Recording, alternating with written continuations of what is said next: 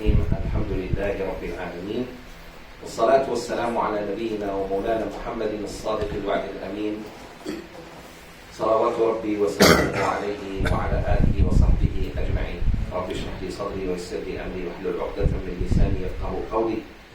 Ya Allah, we praise you the way you praise yourself in the Quran al-Kareem, Alhamdulillah Rabbil Alameen, and we offer salawat to your beloved Prophet Muhammad sallallahu alaihi wasallam, to his family, to his companions, men and women, and to all his followers, including us, until Yawm al-Qiyamah.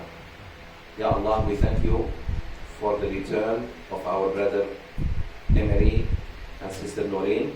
Alhamdulillah, may you accept the Hajj. May you, Ya Rabbil Alameen, consider them like babies without sins. And may you bless each and everyone present here with one more Hajj before death. Ameen. Or at least one Umrah, Ya Allah. Ameen. Ya Rabbil Alameen, grant us your maghfirah and please draw us closer to you. Don't let us, Ya Rabb, to our nafs or to shaitan. Ya Allah, we cannot even control our nafs. Don't let shaitan also push us towards Jahannam wa'iyadu billah. Ya Allah, make us among those who when they forget, they quickly remember you and make tawbah. And make us among those who when they do good, they do it sincerely for your sake. And make us among those who always try their best to please you, to follow your Prophet Muhammad sallallahu alaihi wasallam, and to be good people. Ya Allah, give us good life and give us husnul khatimah. Ameen. Sheikh, I can ask you one question. God. What do you mean by maghfirah? Maghfirah, forgiveness. Forgiveness. Forgiveness. That Allah forgives your sins. Maghfirah is forgiveness. When Allah forgives. Yes. Al-Qasas, what do you mean Al-Qasas? Al-Qasas means the best stories.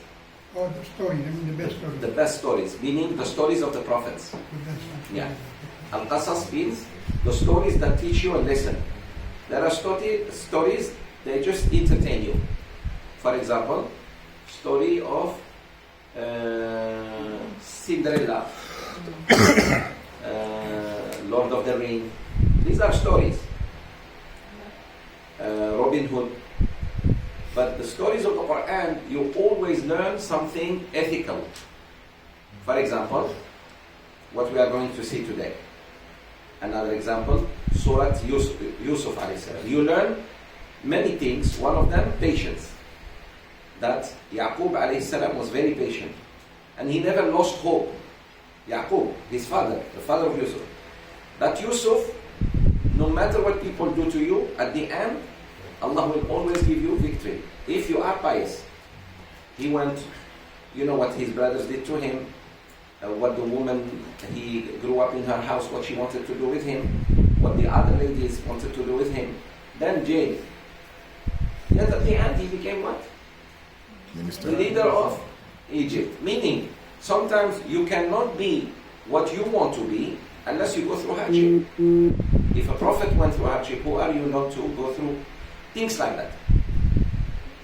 Today's story, we are going to learn something that I shared with some of you in other classes, but I never shared it in this class, in this home, which is what makes a man choose a woman for marriage, and what makes a woman choose a man for marriage.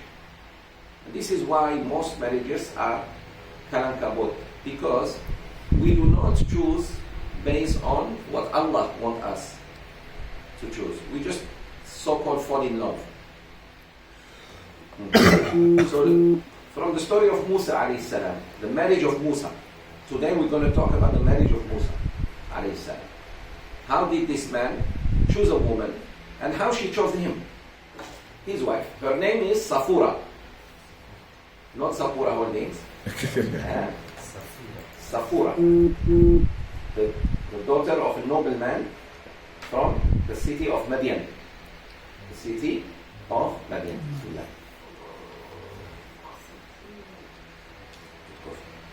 Okay. أعوذ بالله من الشيطان الرجيم بسم الله الرحمن الرحيم. Everybody, are you all in verse 20? Yes. Yeah. أعوذ بالله من الشيطان الرجيم. أعوذ بالله من الشيطان الرجيم. وجاء رجل من أقصى المدينة. وجاء رجل من أقصى المدينة. من أقصى المدينة يسعى.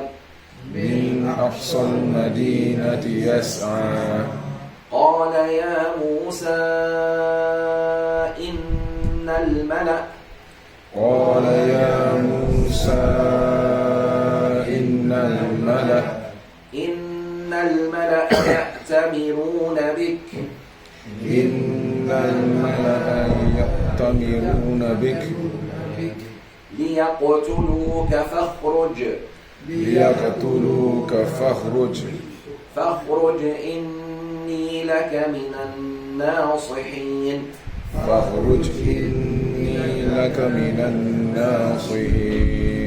فخرج منها خائفا يترقب.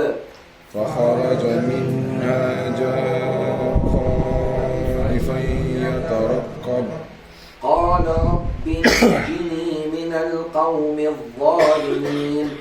قال ربي نجني من القوم الظالمين. Not Rabbi. We don't say قال ربي. There is no ya. قال رب نجني not ربي نجني. No panja.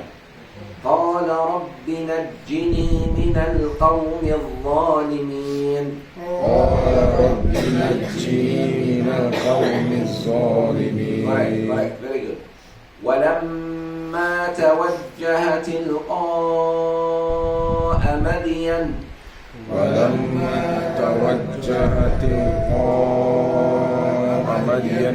قال عسى ربي أن يهديني سواء السبيل.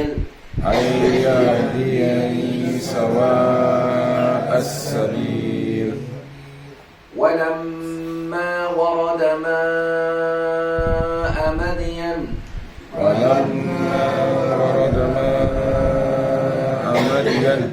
وجد عليه أمة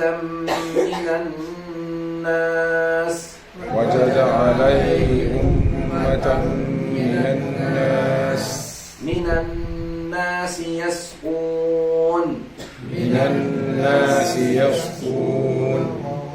ووجد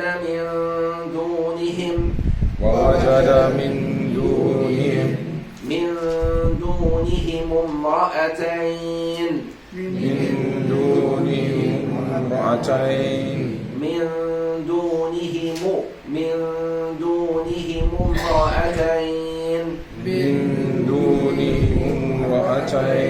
تذودان. قال ما خطبكما؟ قالتا لا نسقي حتى يصدر الرعاء وأبونا شيخ كبير. فسقى لهما ثم تولى إلى الظل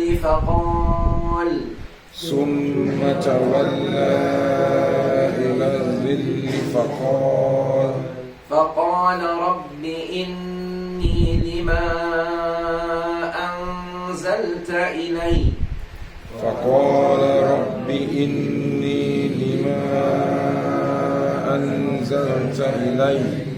أنزلت إلي من خير فقير.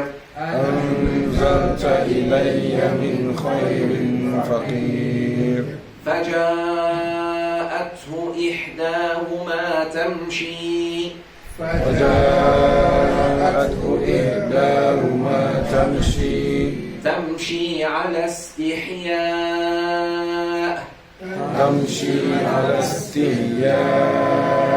That word, I want you not to forget it. This word, the last word we read just now.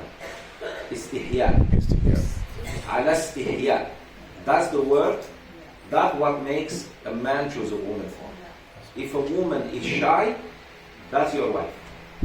Youngsters who are not yet married. You. 1, 2, 3. 4. Hey, even these I doubt them. 1, 2, 3, 4. These 4 musketeers. The woman who is shy, that's the one you should look for marriage. Don't look for non-shy women. Disaster. Don't tell me I didn't tell you. I told you. Takbir. Allahu Akbar. Yes. Women who are shy, subhanallah. She's already showing you the best quality in a woman is her bashfulness. She's bashful, she's shy. That's it. Other criteria, okay, easy. But this is it. Because that's the key of her religiosity. She's shy. And that's what Musa, when he married this woman, because of this quality. He didn't even know her. He never knew her. He's foreigner to the land. We will see the story. But that's what will make him accept the marriage. Because he saw her very shy when she spoke to him.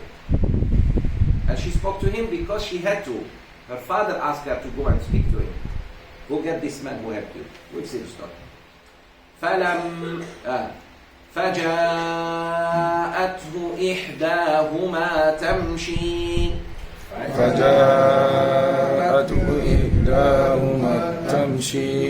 تمشي على استحياء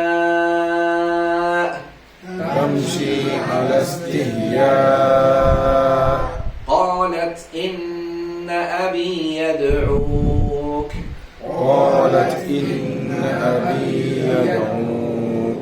يدعوك ليجزيك أجر ما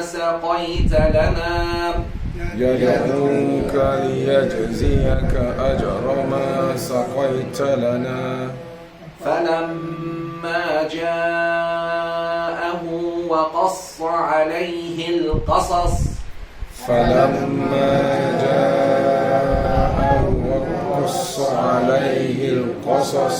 قال لا تخف نجوت من القوم الظالمين قالت إحداهما يا أبت استأجره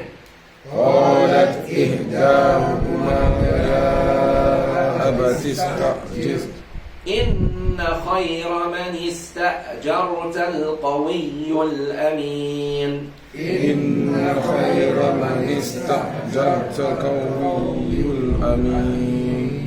قال إني أريد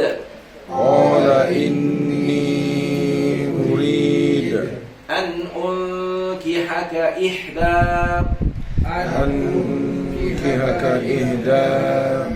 إحدى ابنتي هاتين على أن تأجرني ثمانية حجج فإن أتممت عشرا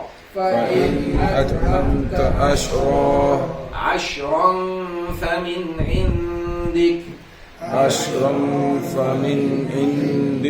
فإن أتممت عشرا فمن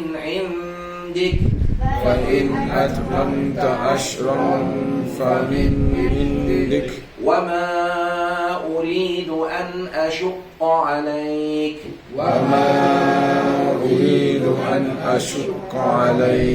ستجدني إن شاء الله من الصالحين. ستجدني إن شاء الله من الصالحين. قال ذلك بيني وبينك قال ذلك بيني وبينك أيما الأجلين قضيت أيما الأجلين قضيت فلا عدوان علي قضيت فلا عدوان علي. أيما الأجلين قضيت فلا عدوان علي أيما الأجلين قضيت فلا عدوان علي. والله على ما نقول وكيل. والله على ما نقول وكيل. ما شاء الله. Give yourselves A+, all of you. Takbir. الله أكبر. ما شاء الله ما شاء الله. Alhamdulillah. Okay. Now, this is part of the story of Musa alayhi salam. Part of his story that you find in the whole Quran. Musa is the most repeated prophet in the Quran. The most mentioned prophet by name and by story is Prophet Musa alayhi salam. And this shows that Islam, the Quran, Islam is not really a different religion than the Jews claim. The Jews claim that Islam is different religion. Islam is not. It is them actually who changed the religion of Islam, because Islam was given to them as well. They call it Judaism. Islam was given to the followers of Isa alayhi salam. They call it Christianity. It's only us who kept the true name of Islam. Us, we the Muslims, those who follow Rasulullah sallallahu alaihi wasallam. So the people before us were given Islam. After the death of their prophet or the disappearance of their prophet, they changed. Muslims are the only people who stayed loyal and faithful to the teachings of Muhammad sallallahu alaihi wasallam. The fact that we mentioned Musa alayhi salam and Isa more than the Prophet sallallahu alaihi wasallam, Rasulullah sallallahu alaihi wasallam is mentioned only 4 times. In the book that was revealed to him, that shows it's not from him. If it was from him, he will mention himself more. Second, Prophet Jesus, peace be upon him, is mentioned 27 times. Isa alayhi salam 27 times. Musa more than 100 times. Which confirms that the Quran is a continuation of the other prophets. So, this is very important in da'wah. When you do da'wah, you show the non-Muslims, especially Jews and Christians, that look, we actually respect your prophet more than you, because he's our prophet as well. And look how many times Allah mentions Musa, look how many times Allah mentions Isa, and look how many times Allah mentions the very prophet that the Quran was revealed to him. 3 times by the name Muhammad and 1 time by the name Ahmad. That's all. Muhammad is mentioned Muhammad, and 1 time Ahmad.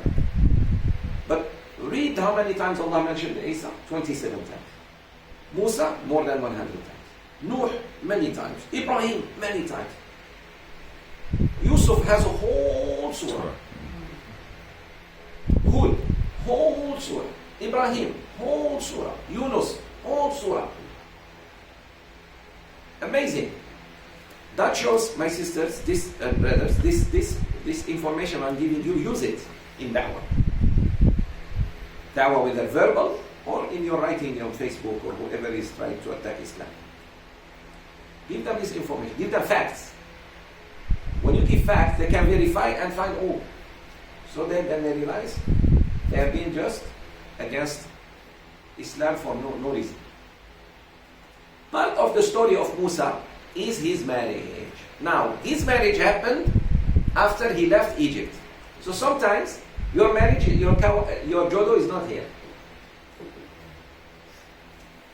Oh, some of you know. Yeah. Your jodo is not in Malaysia. But you don't want to look beyond Malaysia. Takbir. Allahu Akbar. Sister, watch it.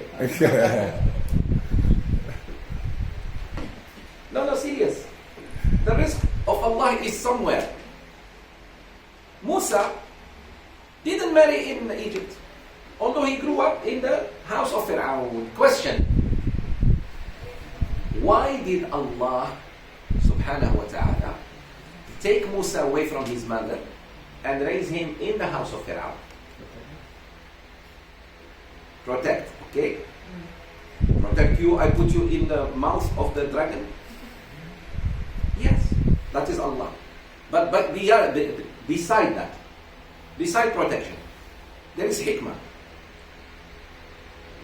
In the whole Egypt, Musa will grow up in the house of Pharaoh. Amazing. Think about it.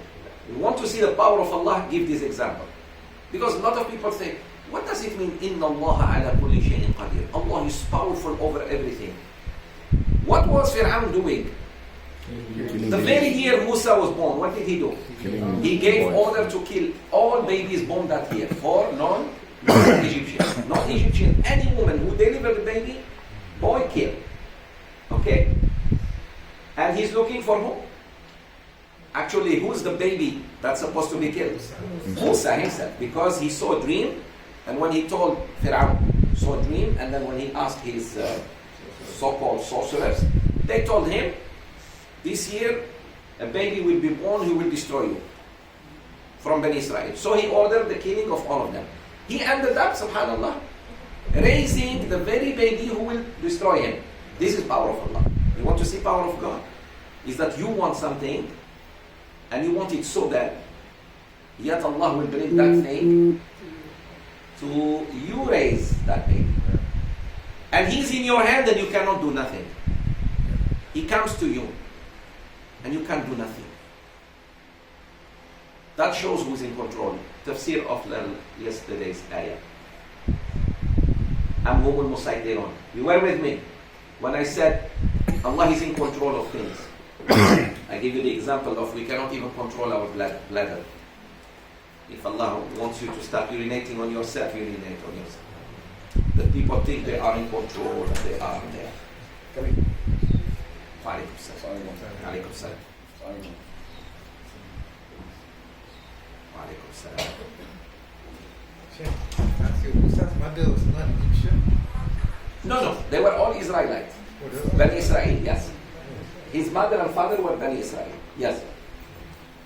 Bani Israel means descendants of Yaqub, alayhi salam. They were oppressed. They were really oppressed. Then Allah sent them, Musa alayhi salam, to save them. But before he becomes prophet, pay attention to these brothers and sisters, how Allah prepares someone. So he takes him first to Fir'aun. And he protects him with the love of his wife. It is his wife, Asiya binti Muzahim, who will fall in love with this baby so much that she says, قُرَّةُ عَيْنٍ لِي وَلَكْ لَا تَقْتُلُهُ. He is coolness of my eye to me and to you. Don't kill him. So she gave order to her husband not to kill him. He said, we will make exception. But the fact that they didn't know from where he came, what does it mean? Sometimes you should not give all your information. If they knew he was from Bani Israel, they would have killed him. But because they didn't know. So sometimes to protect someone is not actually to give so much information about someone, to protect him or her. So Allah took Musa alayhi salam in the cradle to the, subhanallah, to the palace. Now when they didn't know, they expected he is not from Bani Israel. They didn't know. If they knew, they would kill him. For sure. Okay. He killed thousands of babies that year. He will not kill that baby too? So look at how great Allah is. He's showing you who has control. Okay, that's one. Second thing, What do you think? Why Musa grew up? There is a very important reason why he grew up at Fir'aun's house. To free people, you need to be free first. You cannot give something you don't have. Can you give money when you don't have? No matter how sincere you want to help the poor, you yourself don't have. So to free people, you need to be free first. So Musa, if he grew up with Bani Israel, he will never, they were slaves, he will learn slavery. Now you know why many of us cannot change? Because we grew up takut. Alaykum salam. Takut. When you are a takut person, you cannot free anyone. Because you have the disease yourself. You're sick. You yourself is sick. You cannot help others when you're sick. So this is why we need to raise our children on courage. They have to be brave. You tell them that, son, you will not die before your time. Speak your mind. Don't be afraid of things. I'm not talking about not afraid of snake. Musa was afraid of snake. That's not the fear we need.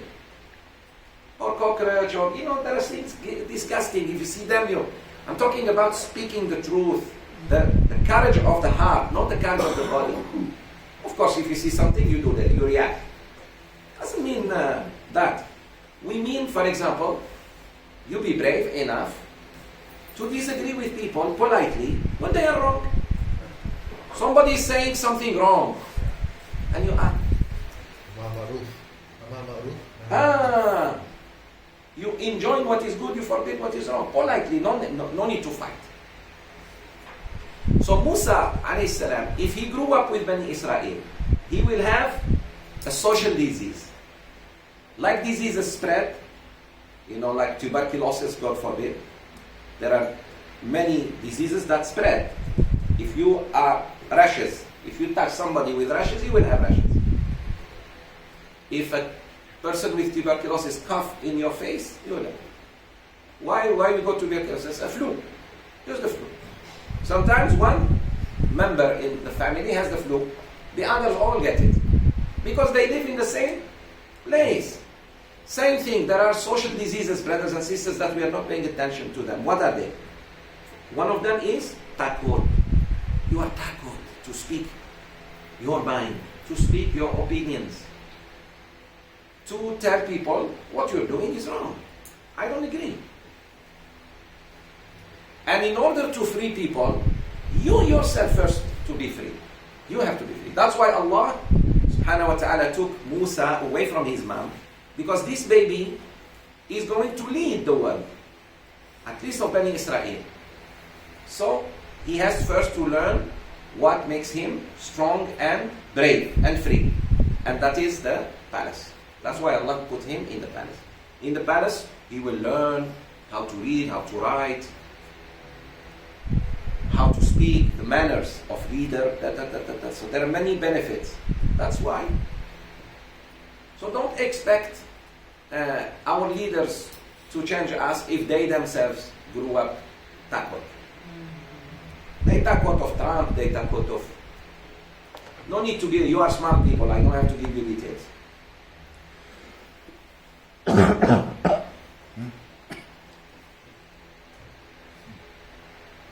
This is what. And there was no other place. Either he lives with Bani Israel or with Fir'aun.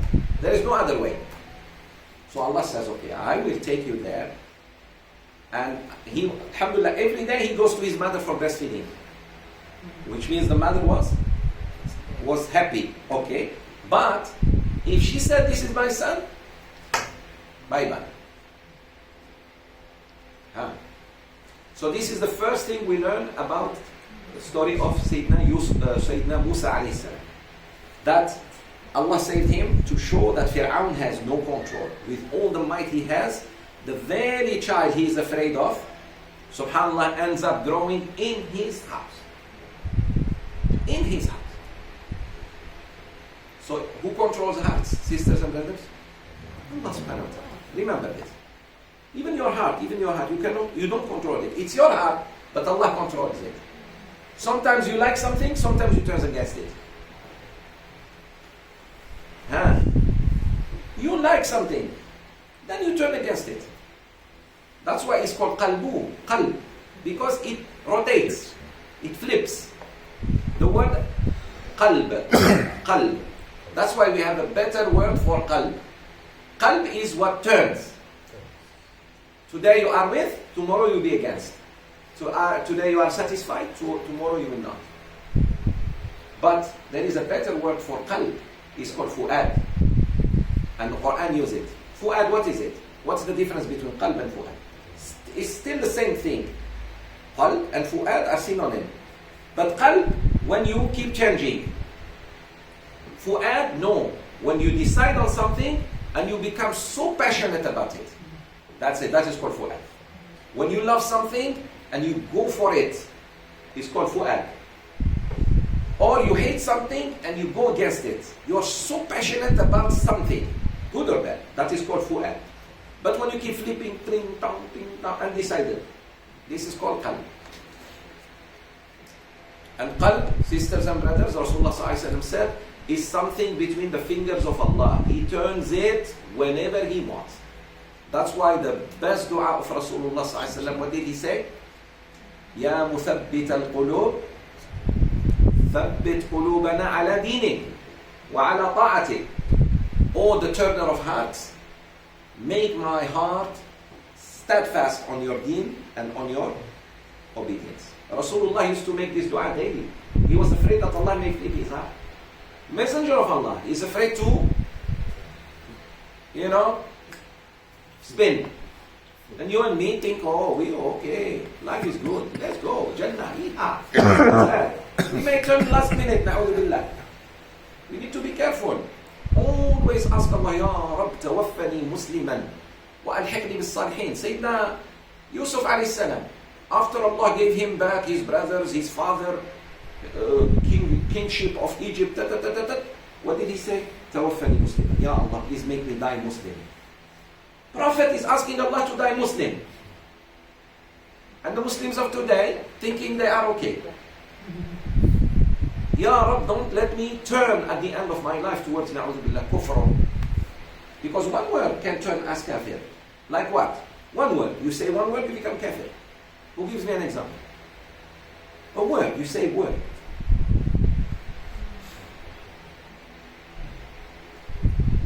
Do you know that? You are aware of mubtilat al-wudu, things that make wudu null and void, right? Are you aware of what makes iman null and void? Remind me that there will be our future class. Not this time, next week. When I come back from Algeria, inshallah. Say Ameen. Remind me, please. Sheikh, remind us of mubtilat al-iman. What nullifies iman? And our ustaz are just talking about mubtilat al-wudu. Only mubtilat al-wudu. Ada wudu. Touching a wife. Touching your wife by mistake does not nullify your wudu. Can you please stop this from now on? Your wife is giving you your cell phone, you are in a hurry. You're going to work. And she gives you, and by mistake you tell her, oh, I need to renew my wudu. La ilaha illallah Muhammad Rasulullah. Yet you hold her so tight in tawaf. You hold her like this. Still no matalulu. No. The hug of kalwar, not the hug of bad. Haji. There are two hugs. You're going. And mashallah, she's give her hug of rahmah. I love you, my dear wife. See you later. It could be the last salam. That is no. But here we teach. I know. Many things we have been taught are crippling us. Really. But sikit, jadi bukit. We cannot change everything overnight. Slowly, inshallah. Just keep coming to classes like this. Hopefully, slowly, inshallah. Okay. You had doubt because we practice From small, now we only 70. And then we have been following this. 17 but still handsome. Like bear. Oh, now he's at 70, graciously getting old. But if we do, it's okay. Lah. It's okay. But I'm saying, do not feel bad if you don't renew your wudu. Your wudu is correct. Okay. Okay. What they are, sorry, they are saying, most of our scholars are saying, if you touch your spouse, you have wudu, but it raises your shahwat, then it becomes. No, I didn't talk about that. I said she's giving you phone, she's giving you newspaper, she's giving you the key. Yeah, but if you raise your shahwat, does that You really put, wow, I think very, very Yeah, powerful. that's what we're being taught. That's what we're being taught. Yeah. That's what we're being taught.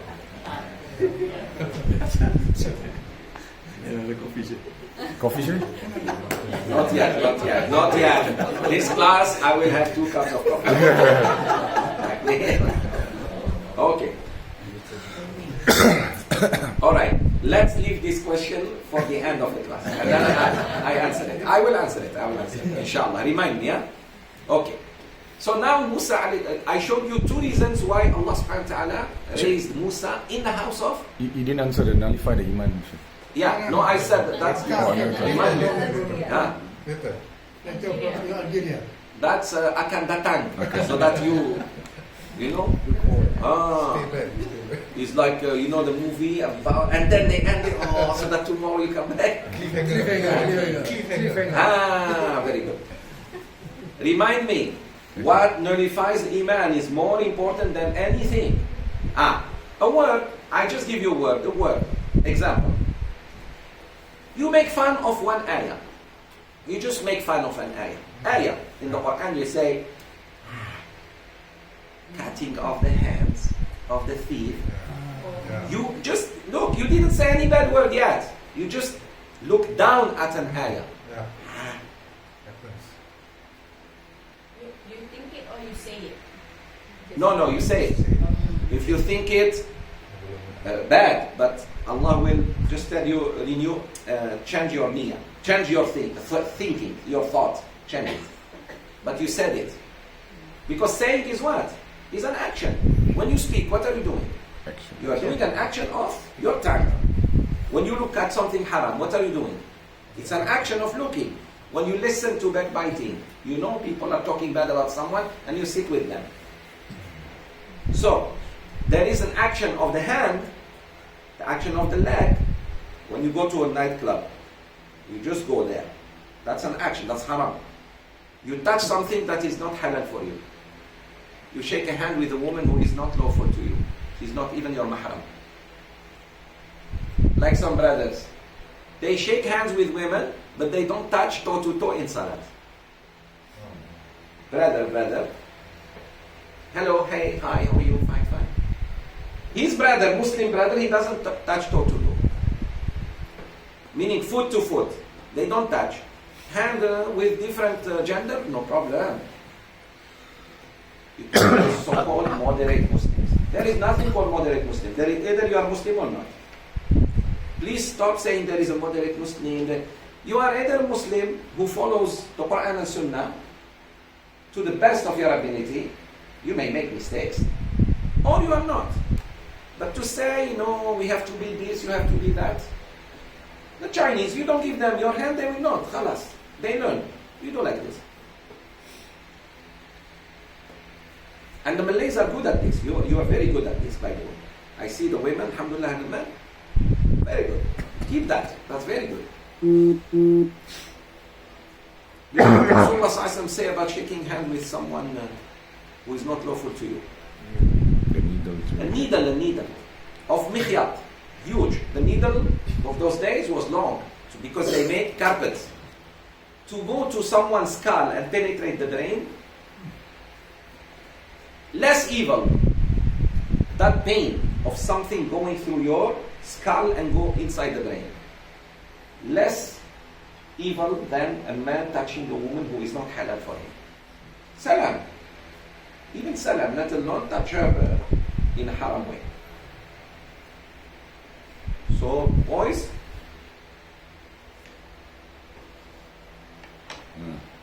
you two brothers, business people. I do business with you. Should I shake hand with you? Do I have to shake hand with you to do business?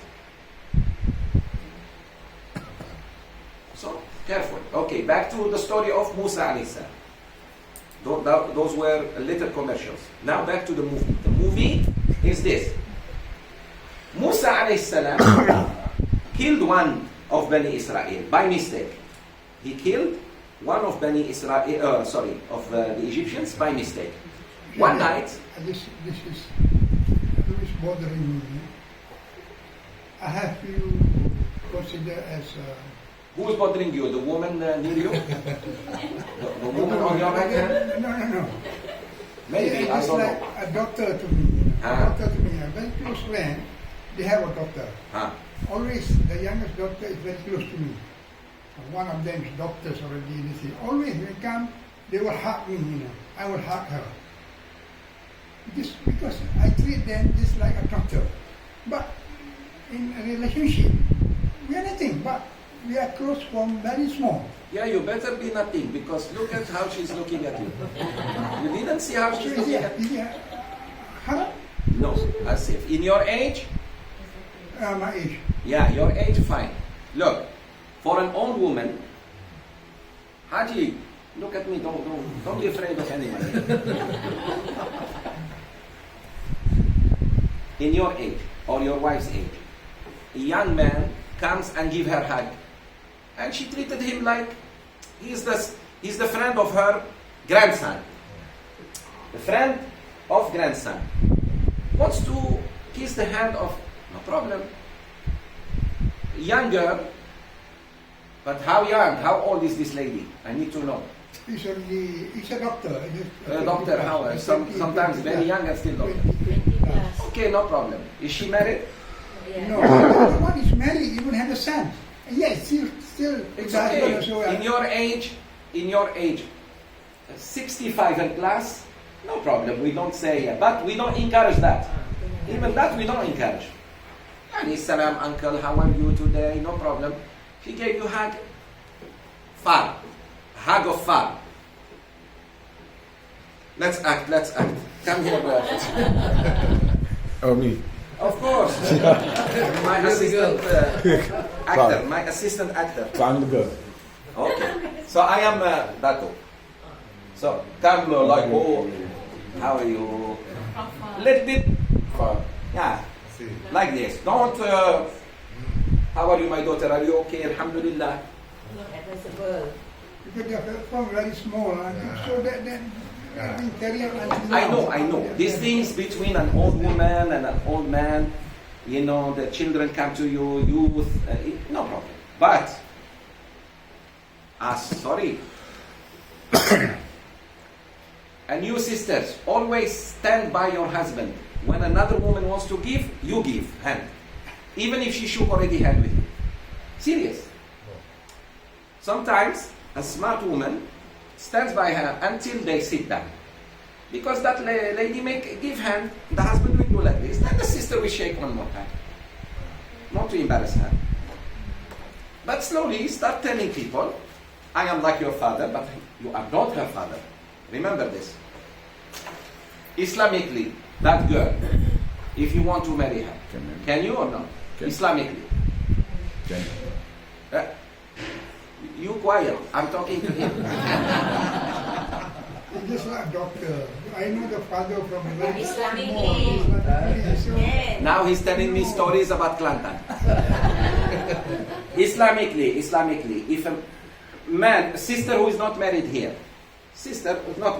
if a man now asks her for marriage and she accepts, can it be or not? Yeah. Same thing. No, same thing. Same thing.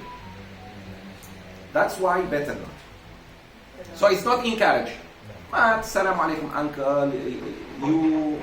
She was like your own daughter. She used to play in your house. These things because of your age. I'm not saying this fatwa for you, brothers. Even for this young man here, I am not saying that. That's different. The fatwa is very specific for the person.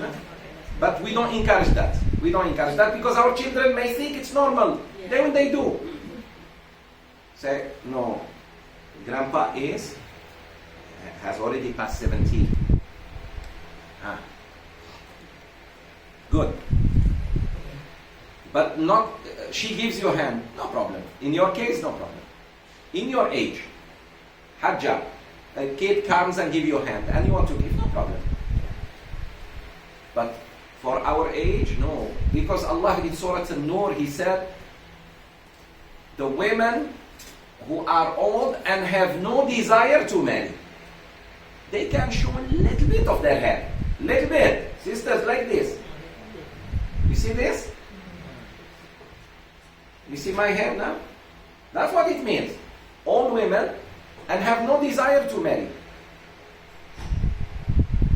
And old in Arabic means 60 plus. In Arabic, old is 60 plus. These women, they don't have to cover like other ladies cover so much. But we encourage also those ladies when they go out, better to cover. Yeah.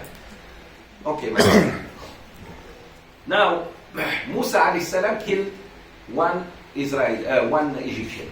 He found one Israeli like him and one Egyptian fighting. He went to stop the fight. It was night. He went to stop the fight. The Egyptian was very aggressive and he was beating the Israeli. Beating him. Musa alayhi salam said, enough. And Musa saw, because he was living with the Egyptians, he saw how bad they were, how they were treating the Israelites, Bani Israel. And he is one of Bani Israel. He didn't like it. So what did he do? To stop him, he punched him. Punch. Punch does not kill. Usually punch does not. Look at boxers. For 15 rounds, 12 rounds, one of them will win them. Seldom that one dies with punch. But not even one punch. That man has been being punched for. That's why something may happen inside his brain or concussion or something. But Musa was so strong. One thing about Musa, physically, alayhi salam, he was very strong. And he had dark skin. He was not black, but he was dark. Okay? You need to know this. Musa alayhi salam had dark skin, he was tall, and he was full of muscles. He had a perfect body. Bodybuilder. So when he punched this Egyptian, one punch, straight to Akhirah. Wakazahu. Wakaz in Arabic means he punched him. He just gave him one punch to let go because he was punching the. He wanted to wake him up.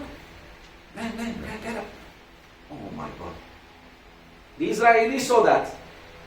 Takot ran. Okay. Few days later, now of course, he's an Egyptian. And Egyptians, in a very racist society, if you kill a German or you kill American now, they say American lives, as if other lives don't count. You know? American lives, okay. Imagine somebody was killed, especially in an area where many Israelis live. What does it mean? Could be Israelis kill him, so they're looking for the person. So now there is investigation, official investigation. And one from the Egyptians was killed. Wa alaikum salam.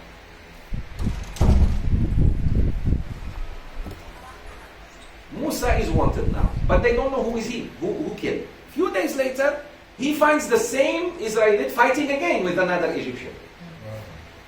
This time Musa was guilty. He felt he killed a life because of this idiot. Okay?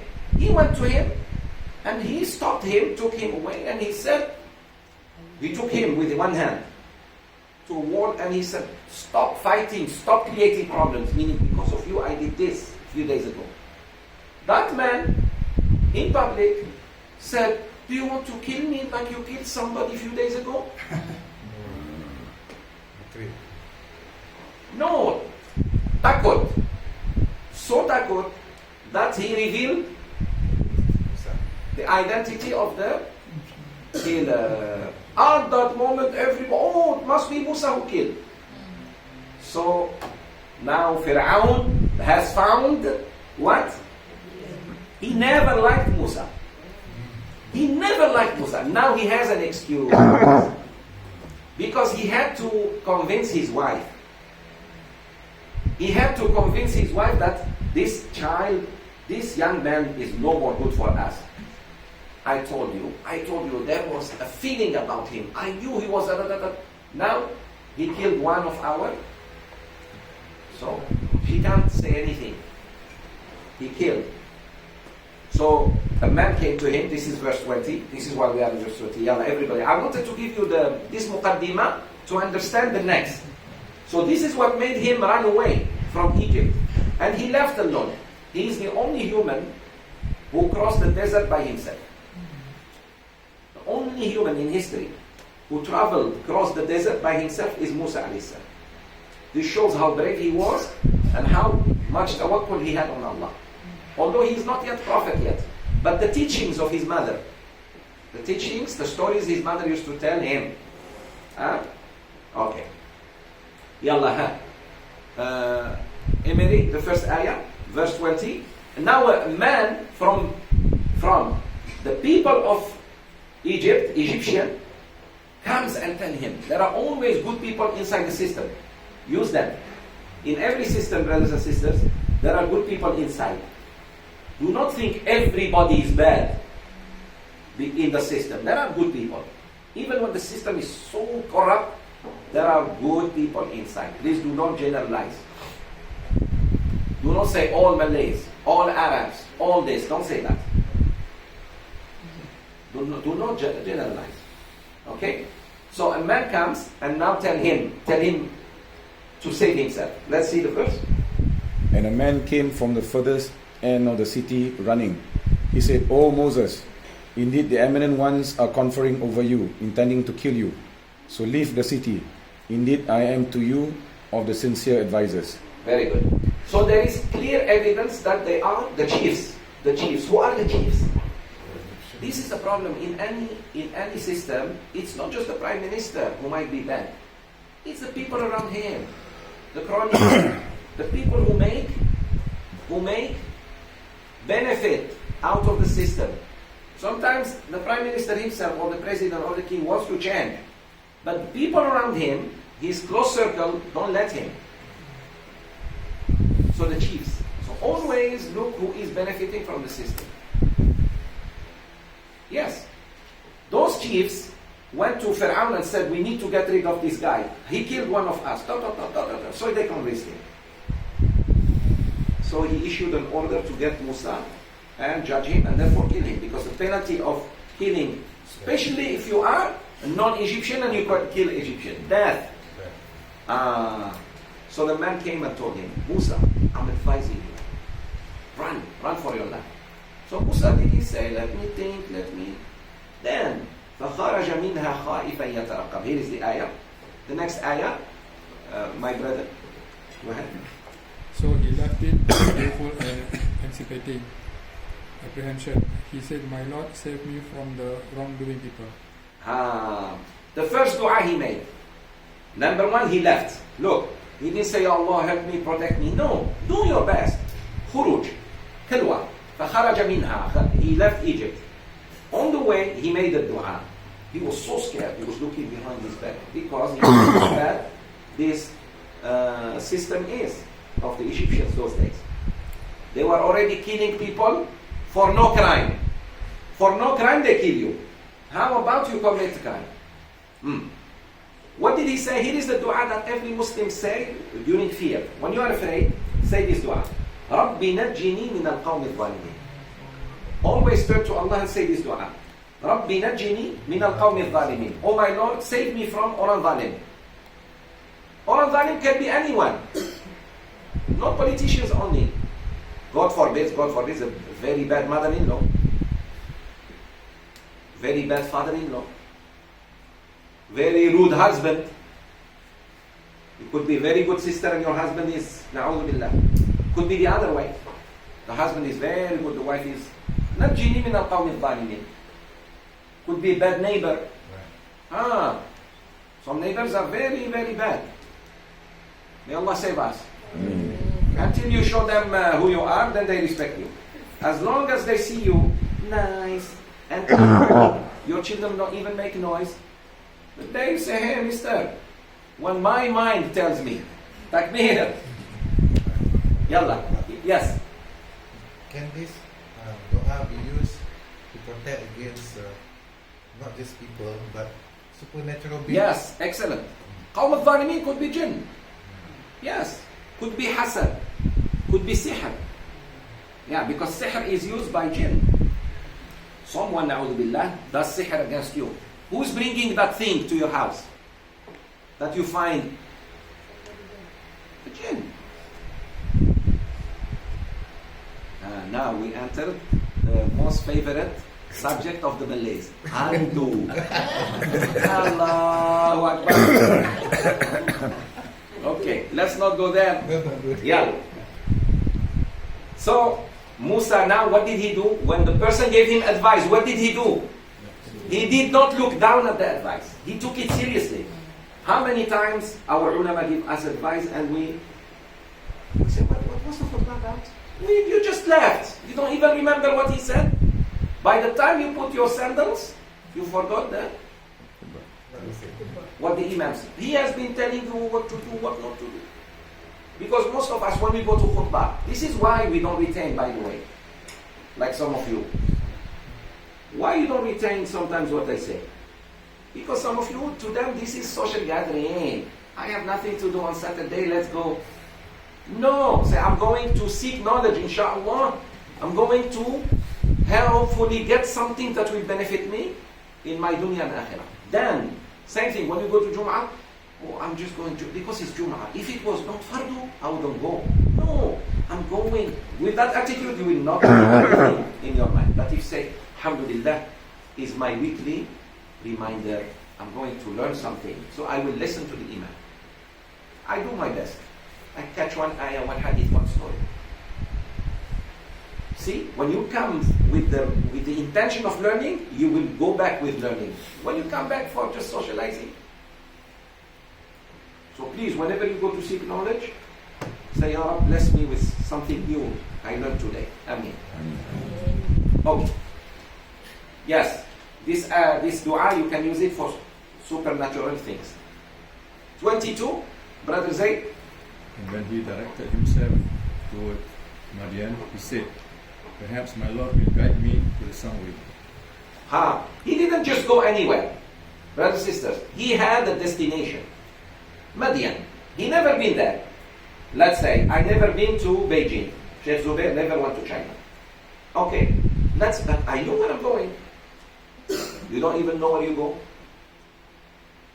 Like some of us get up in the morning, I just want to get out from the house. Where are you going? I don't know. Inshallah, on the way, Allah will guide me.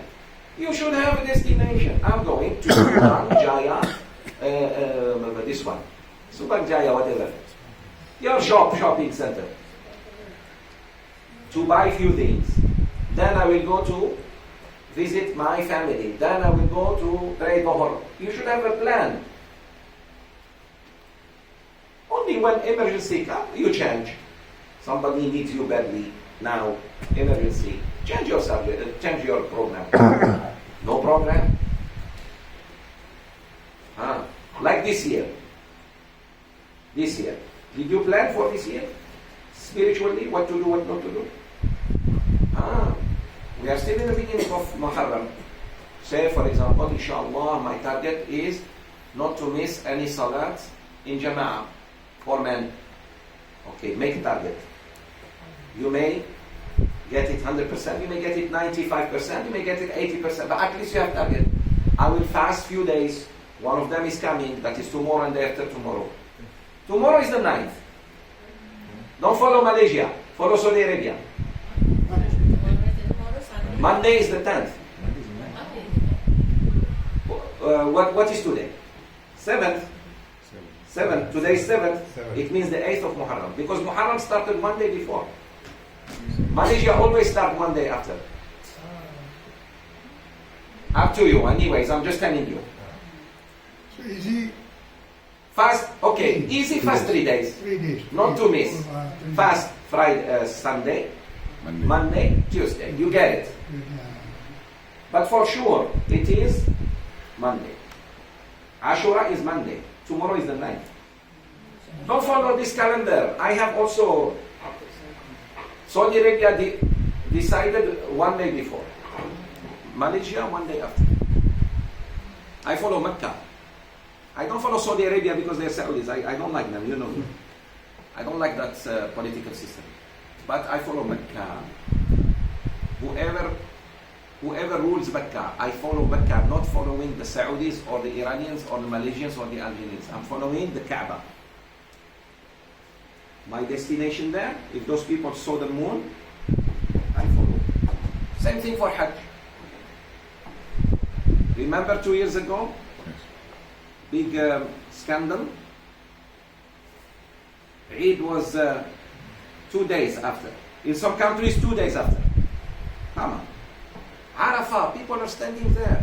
That's the day of Arafah. People are standing on the mountain. And I'm saying, no, Arafah is tomorrow. Brother, Arafah, the people are standing. Hajj is Arafah. Yep. Still, alhamdulillah, this year, good. Everybody together. Look, sisters, brothers, shame on you if you fool me once. Shame on me if you fool me twice. Somebody tried to fool you. One time, okay, khalas. But twice, what does it mean? And Allah will ask you about your mind. He says, didn't I give you reasoning to reason? Or reasoning only for auditing and pharmacy and finance and driving and doing business? When Allah gave you mind, is to worship Him, to use that.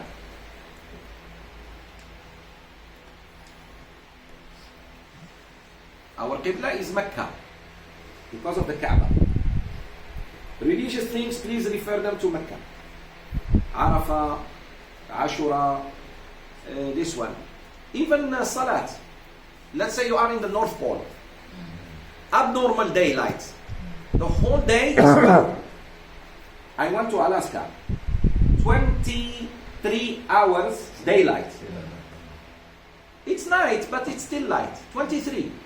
The sun will hide behind the mountain 1 hour and then shows up. Because north. Alaska, Anchorage was not even far north. There is Purdue, Bay of Purdue, oil and gas, no. Up north. That even, Allahu Akbar. Sometimes the sun is 6 months daylight and dark in the South Pole. And then different seasons is the other way. So how to pray? How to fast? You live there. You are stationed there for oil or for research or for something. You're a doctor there. You follow Mecca. Then you go the timing of Mecca. But Sheikh is dark. I know. Start fasting. It's still dark. Yeah. Even when you break fast, still dark. Or daylight. It's Mecca. How to pray? Pray on Mecca. That's why Allah calls Mecca what? al-Qura, the mother of cities. Who should follow? The daughter follow her mother or the mother follow the daughter? Who should? Yeah, but Yawm al-Qiyamah we are seeing the opposite. The mother should be followed by her daughter. The mother of cities is Mecca. All other cities that are in the abnormal part of the daylight and daylight and night should be following Mecca. Here is an example. Follow me. This is planet Earth. Malaysia is here. So Malaysia is here, India is here, Saudi Arabia is here, London is here, here, this part of this is abnormal, very abnormal, very abnormal.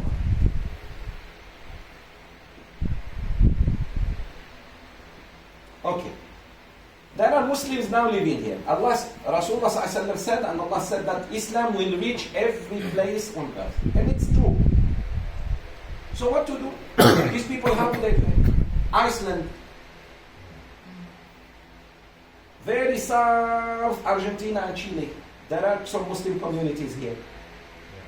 Okay, South Africa still here. Okay, no problem. But Greenland, the south, here is Greenland. Antarctica, North Pole. So now some Muslims are here working. These also people must fast, must pray. How do they pray? When 6 months, night. 6 months, daylight. Then the other way. So how do they pray? They calculate on Mecca. Mecca is the mother of all cities. So calculation. For example, 5 a.m. Fajr at Mecca. And let's say 6 p.m. Maghrib in Mecca. 7:20 p.m. Isha. This is how they pray. So their timing, so they set the alarm like this. Although it's still dark, everything dark, no problem. They fast according to this. This is the fatwa of the ulama because Islam started spreading everywhere now, alhamdulillah. There is a nice masjid. If you ever go to Alaska, Anchorage, go there. And look for that masjid. And tell them I know Sheikh Zoubir. Takbir. Allahu Akbar. Yes. Then they beat you up. Takbir. No, serious. Tell them I know Sheikh Zoubir. Oh, they will put you in their heart. Alhamdulillah. Okay. Clear? Yes. Alright. It's one of the best places on earth to visit. Go to Alaska if you can. But go June, July. Don't go June or July. Other than that, I am not responsible.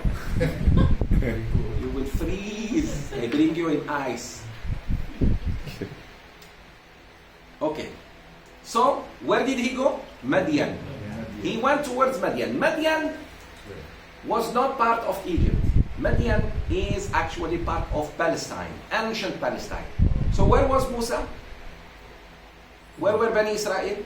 Now you see why the Quran also is a book of history. Where were they? Egypt. Very good. They have never been in Palestine. Until Musa now is going to marry one Arab lady, which destroyed the legacy of Jews. Because Jews, one thing about Jews, sisters and brothers, if your mother is not Jewish, you are not a Jew. You know that? It's the mother who should be Jew. They don't follow father like us. We follow father. If your father is from Kelantan and your mother from Terengganu. Kelantan. My asal is Kelantan. Look at handsome man. Happy. Mention Kelantan and he's happy. Takbir. Your father is from Algeria, your mother is from China. You follow? Your father. Yet, tell the Jews, Moses, because Moses to the Jews is the most important prophet. Tell them he married who? Why are you against the Arabs when he married an Arab lady? Because she is from Palestine, and the Palestinians are Canaanites by origin Arabs. It's called the Canaaniyin. Canaanites. Canaan, the grandchild of Nuh alayhi salam. Okay, we will go to history, no problem. This is why stories will even open up other history. And I tell you, sisters and brothers, anyone who does not history will not control or perceive the future. You need to know your history. This is why they hurt you so bad when they cut you off from Jawi. You think the Chinese who revolted against, who made the noise against Mahathir when he just suggested Jawi? Not him and whoever suggested Jawi. Jawi means the return of the Malays to their history. Your history is written in Jawi, it's not written in Romanized. It's not written APA, APA, APA Kabar. It's written so your history is there, written, manuscripts. So they know what they are hitting. It's not about the writing. They know you're going to go back and know you start reading the old books. Because your, what you call archive. Your archive is in Jawi. It's not in... you just started it after independence, after Merdeka. You didn't even fight the British, you have Merdeka. I question that. No, you didn't fight. You negotiated independence, right? Yeah. So why call it Merdeka? Think about it. If you fought Merdeka, I'm not saying that. Big historians of your country are saying that. And I know some of them. Some of them are very close to the government. They are saying this. Tansuris and this. Very old Tansuris. Okay, that's another section. But think, thought-provoking. We need to provoke our thinking. Yeah, wait a minute.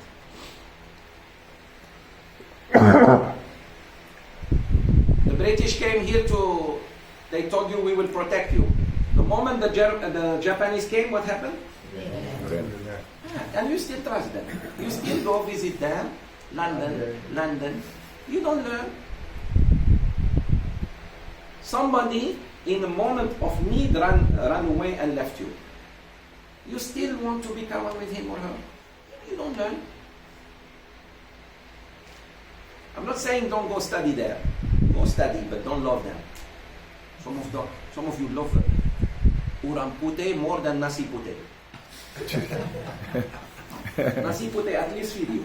Takbir. Yalla. ولما توجه تلقاء مدين, when he went towards Madian, he said another dua. See? رَبِّ نَجِّنِي مِنَ الْقَوْمِ الظَّالِمِينَ. His first dua. Ya Allah, please save me from Orang Zalim. Number 2. No. Asa Rabbi. Maybe he said, I hope. He hoped.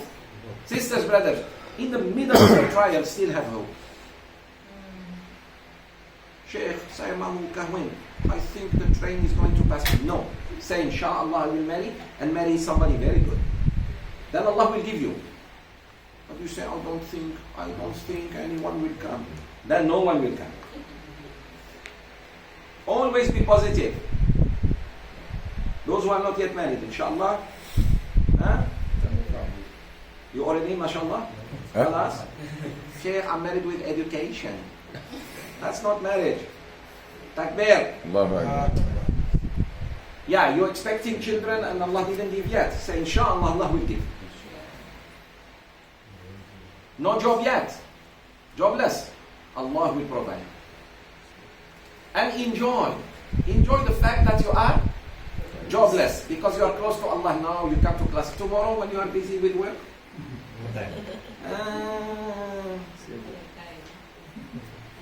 Sheikh, I want to go back to my ancestors. So I did that. One of my grandchildren married an Arab because I also a father beer from the Arab ancestors. Takbir. Marry an Arab. Yeah, why not? Oh, marry Arab. Inshallah. Do. But she must be. No. What we are going to do? We haven't reached there yet. We are coming. We're still on the way. Yes. No, it's true. It's true. Anyone, as long as she has that. But preferably one, let's say, of my children. No problem. Why not? My grandchildren. Inshallah. Why not? Why did he say Asa? Asa. I hope. Asa means I hope. I wish. Yeah. He said, أَن يَهْدِيَنِي رَبِّي سَوَاءَ السَّبِيلِ, that God will show me the way. Perhaps now when God got me out, meaning, look, he left mother. They don't know his mother, that lady was his mother. So he used to meet, later on when he grew up, he started meeting with her, talking to her secretly. He left a sister. He left a brother, Harun. He left a good mother, a stepmother, Asya. He left good life. He is hoping that, Ya Rab, give me something better. And Allah is going to give him better. Then sisters and brothers, when you leave something for Allah or you're forced, by enemies, Allah will give you something. Wallahi al-Azim, for sure. So do not just focus on what you you are used to. Allah is opening other doors. Why are you? Yes, you are leaving Malaysia, let's say. You are leaving good house, good parents, good friends. Allah will give you good friends somewhere else. Really better. Don't wait. This is the thing we say to our children when they are going overseas. They need the encouragement. So he had some kind of wish. He said, it may be that my Lord guides me to the right path. Here maybe doesn't mean he's doubtful. No. Maybe it's like, I hope. Another translation is, I am hoping that Allah will guide me to a better way, a better life. Sabil here means better life. And for sure, subhanAllah, Allah is going to give him something better. Because one thing you need, brothers and sisters, when you leave family, is another family. Good friends. Not necessarily a wife and children, or husband and children, but good people. I'm sure. Yes, actually he was sure. But the Arabs use the word asa, sometimes for sure. But the translation? Maybe. Perhaps. It's English. I told you the problem is in the translation. The problem is not in the Arabic. If you know Arabic, it's very clear. It's always that. And then from English to Malay. From Malay to... do you know how much you are losing? By the way, translation is already 10% theft. Right. When you translate anything, 10% you took away from... you are speaking... Okay, a Sheikh now is speaking. My friend came to visit us. Let's say I bring him to speak to you. But he doesn't speak English. And he is speaking and I'm translating. Already 10%. No matter how good I am. Because you're speaking in a second language, third language. Remember that. Now he reaches water. How do you know there is water in the desert? Very good. See, my students? Always look to the sky when you are lost. Whether you are in the sea or in the desert. Birds will show you that there is land. If you are in the sea for many days lost, you see birds, there is an island. You are, khalas, hope. You are nearby. Just keep going, you will find. And subhanAllah, the rahmah of Allah, that the currents always takes you to land. Just sabah, hang on. The currents always send you to, because Allah made the waves go towards the land. Rahmah of Allah. Second, he was walking in the desert. Always look up. When you see birds, it means there is water. So, this is why we should leave the birds alone. And not put them in cage. Because when you are lost, you need a free bird to show you where is the water. Takbir. Put all the birds in cage, you will die one day because no one will show you. That's great. Okay. Brother Izzati. And when he came to the well of Madian, he found there a crowd of people watering their flocks. And he found aside from them 2 women driving back their flocks. He said, "What is your circumstance?" They said, "We do not water until the shepherds dispatch their flocks, and our father is an old man." Pay attention, my sisters and brothers. Now the story began deep. When he reached the water of Madian, of course he was thirsty, so he was looking for water. He found water. Okay, alhamdulillah. He found a well. On that well, he found shepherds, many shepherds getting together to water their flocks, to give water to their sheep and goats. He drank from the water, and then, before he drank, he saw two women, wandering, nervously walking, going and not mixing with the men. Distance, waiting patiently for those men to leave, as women should be. Now, may Allah forgive the women of today. Say Ameen. Ameen. And forgive us too. Ameen. no need to describe, you know reality more than me. Takbir. Allahu Akbar. Okay. Patiently waiting. Although they have every right to go and mix with the man. But no, these two girls are special. They are highly well raised by their father. So they are Quran but taqwa. They don't want to mix. Okay. So what did he do as gentleman? He asked them directly. He didn't say Assalamu alaikum, apa kabar, dari mana?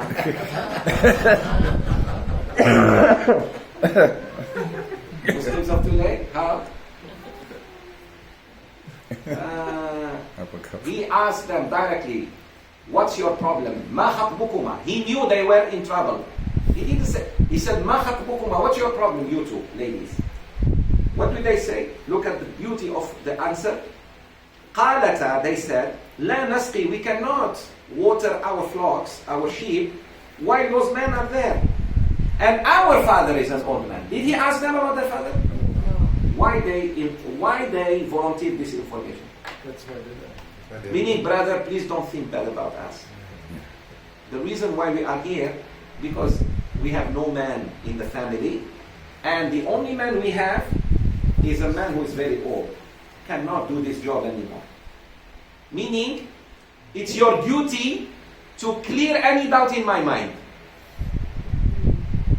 So when I see you with a man, let's say you ladies, walking with a man, I saw you not with him, walking with another man.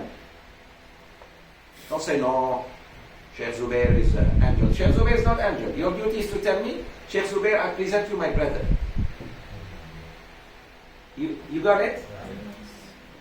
You got it or not? Yes. Yes, it's your duty, Miss Sheikh, this is my brother. It's your duty to say that. So, because they wanted to say, please sir, don't think bad about us. Not only we don't want to mix, we have another reason for being here outside. Because women, their first place is what?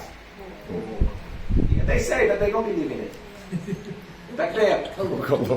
Ladies, your place is where?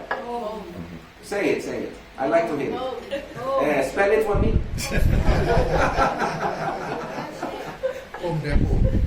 Home Depot, Home Ministry. Ministry of Home Affairs. No. It's home, house, Ruma. Who is the queen of the house? There is none. They are all Jalan outside. The queen of the house is your wife. Women should stay home most of the time. 90% of their time is house. Who should be 90% of his time outside? The husband. And like this, he needs her, she needs him. The children grow up, mashallah, what do you call? Natural. They grow up. Mommy was always there, daddy was working. Today is the opposite. There are many men staying home, and the wife going out. Wallahi, it's very wrong, brothers and sisters.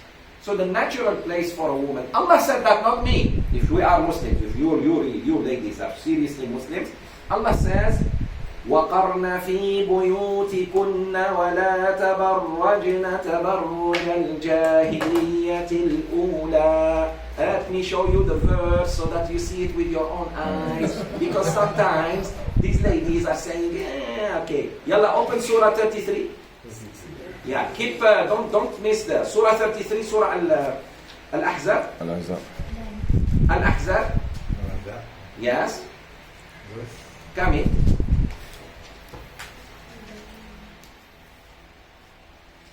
Surah Al-Ahzab, so that no one says, oh, the Sheikh showed us the ayah. Surah 33. Here is the verse. Come in.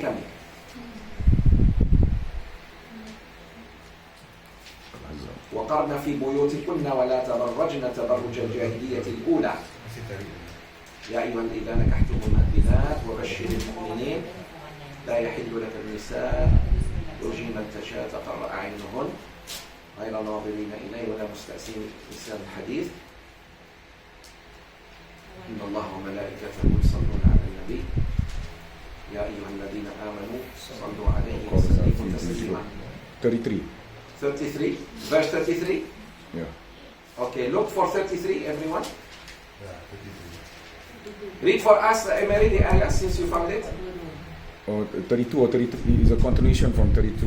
No, 33. Read, okay, 32 and 33. Read both.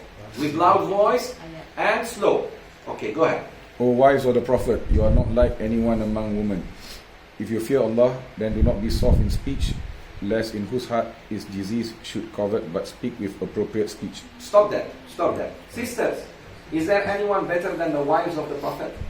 No. Yet Allah said, don't speak with a soft voice. So how about you? You. If Allah is speaking to the wives of the Prophet, and He say, when you speak to other men, do not speak softly, because it can be misunderstood. Na'udhu billah, by a man who has disease in his heart, not you. A man has a disease in his heart. When you speak too nice, he thinks, oh, maybe you like him. These are the wives of the Prophet, and he told them, don't speak with a very soft tone. How about you? Are you better than them? No, they are better than you. That's why they were chosen to be wives of the Prophet, right? So meaning you, when you also speak to a man, don't speak like, Aban, can I help you, Aban? Aban sudah makan? Like where? This is what secretaries do to your husband. You have a husband who has secretary or two? Takbir. And you, what are you doing at home? You're not helping. You're shouting at him. Hey, you! I'm not your slave. Then he goes to work. So, do you think he likes to stay with you or stay there? This is one reason why also men are marrying more than one. Serious. The treatment of their wives. Some women treat their husbands like, and sister, La ilaha illallah. Wives of the Prophet, he said, don't speak soft. How about our wives, our daughters, our mothers, our sisters? So when you speak.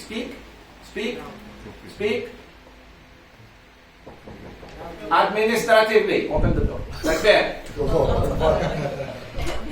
Door is open. Come in. Alaikum salam. Where is the receipt cake? Where is the cake? Secret recipe. Cake and coffee. Welcome. Come there. So please, see the ayah. Before he says where the women should stay. Even when they speak, in their house or outside, they should speak very, not softly. It's very dangerous. Yes, sister.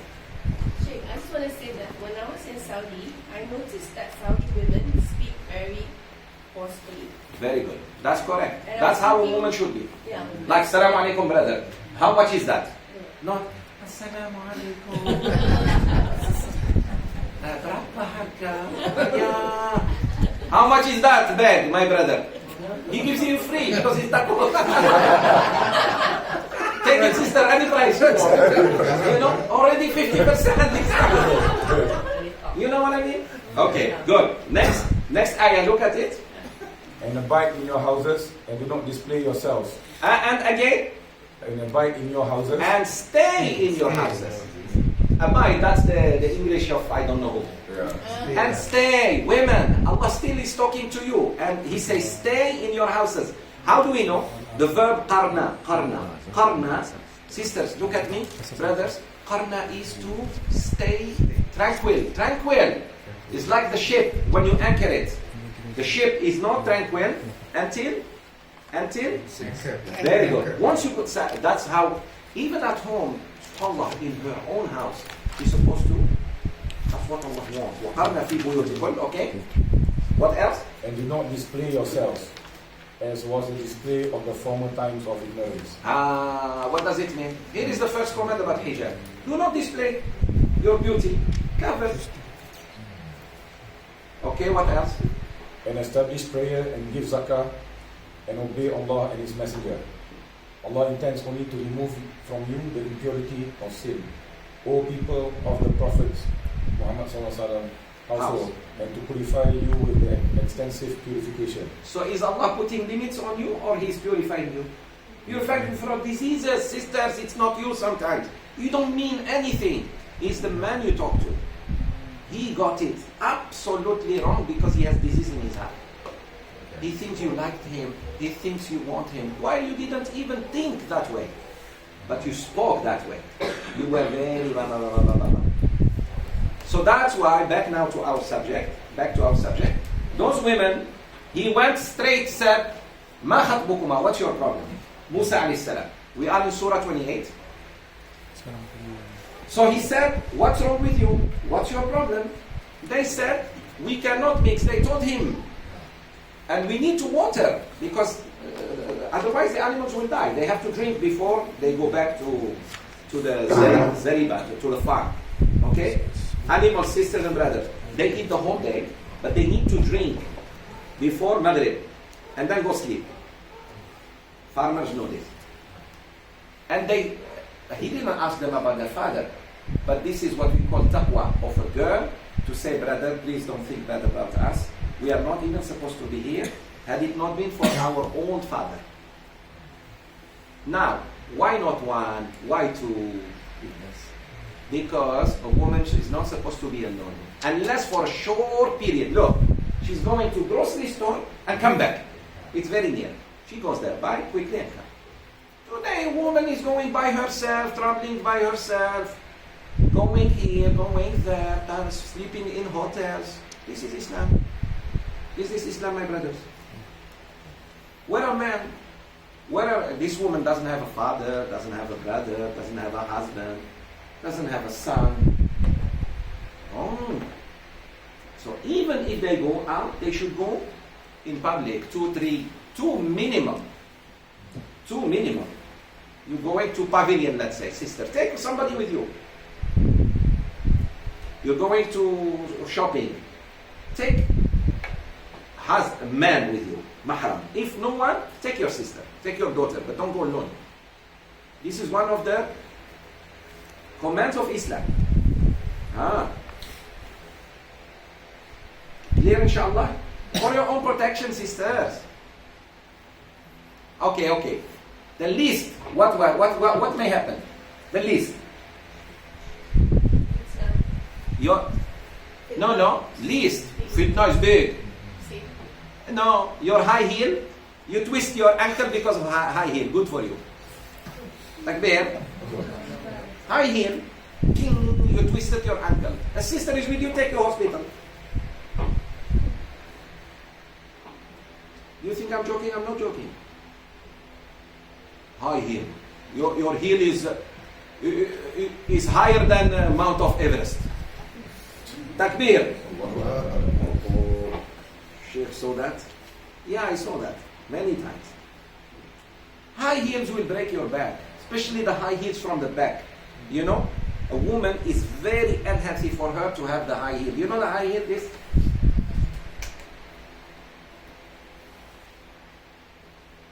So your back is up here, while your feet, your toes are here. Your heel is here. You know what you're doing? This is why many sisters had miscarriages. They were wearing this type of shoes before marriage, when they were young girls, and during pregnancy. Then the baby, very difficult to come out.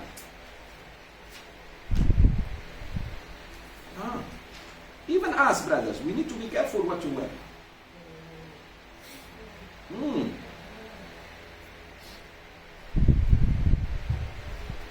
I am sure all of you will wait for me to leave today and then put on your shoes. Look, sisters and brothers, I'm just advising you for your best. And then another thing, this is haram shoe if it makes noise. Allah says in Surah 33, we need to go back to Surah 33, which is Al-Ahzab. وَلَا يَضْرِبْنَ بِأَرْجُلِهِنَّ لِيُعْلَمَ مَا يُخْفِينَ مِنْ زِينَتِهِمْ. Let them not hit with their feet so that they attract man's attention to their beauty. Those days, Arab women used to put anklets. Yeah? So the man turns. So woman somehow seduces men by the sound of her, the gold in her. Today, track,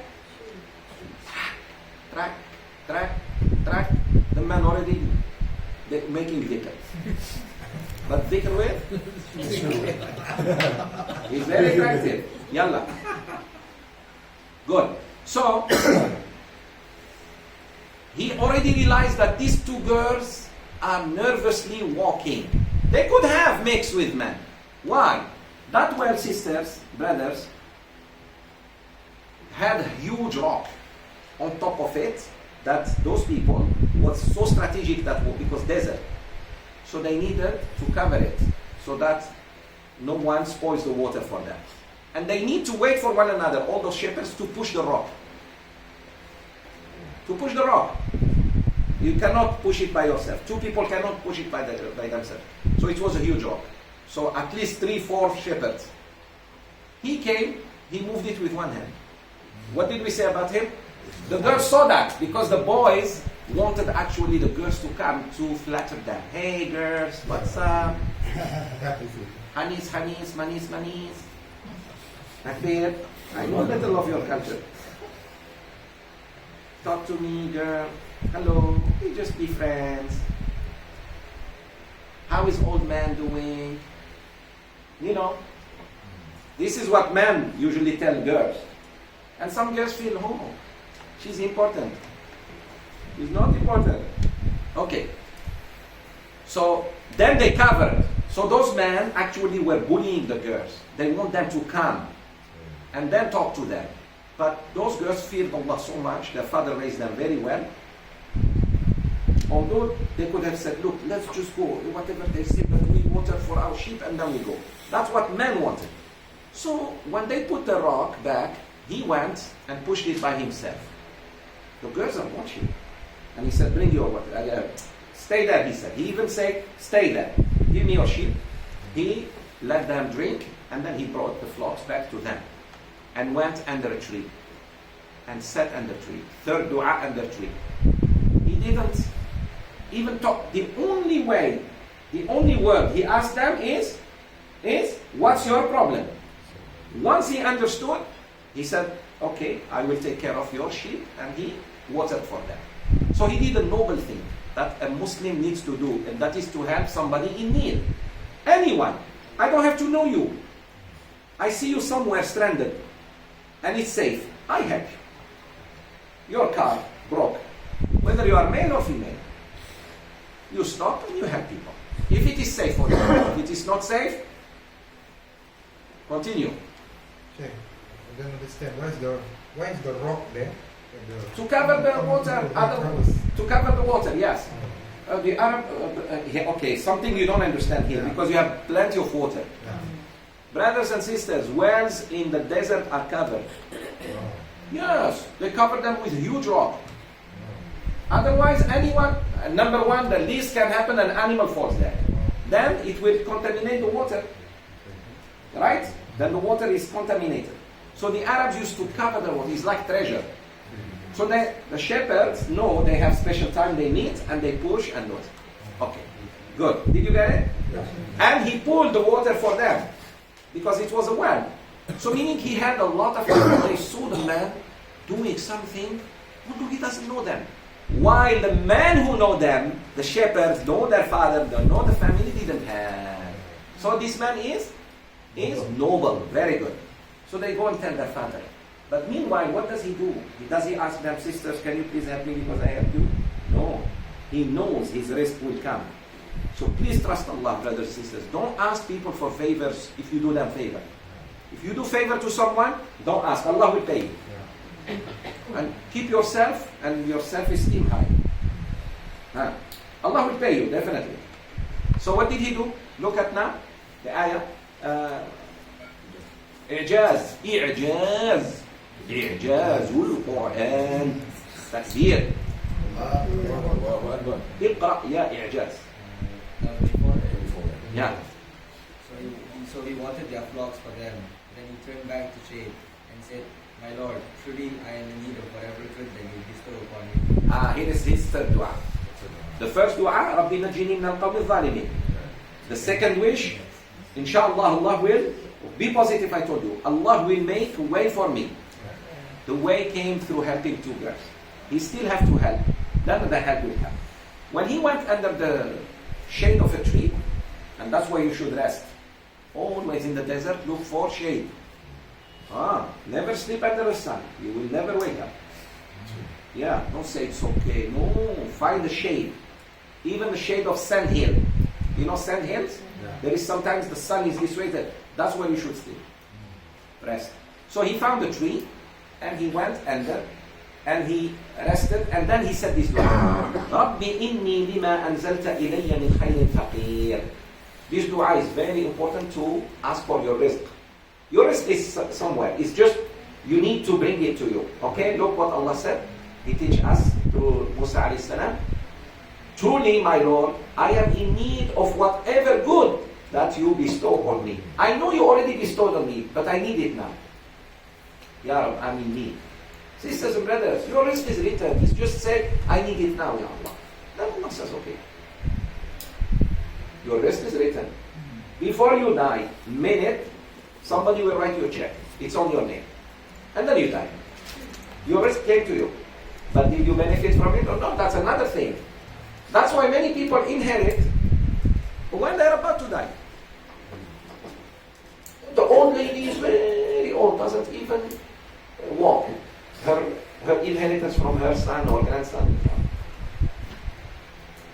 Say, Ya Rab, give me my rizq when I need it the most. So now he's hungry. He doesn't know where to go. So, mashallah, look what happens. Immediately Allah answers him. Yalla. Now, Arman. Then there came to him one of the two women walking shyly. She Came to him? Came to him who? Who? One of the two women. I tell you why later on. Why, when they went to shepherd, to look after the flocks, they were two. But when one of them came to ask him, only one came. To invite him, only one came. I tell you why. Okay?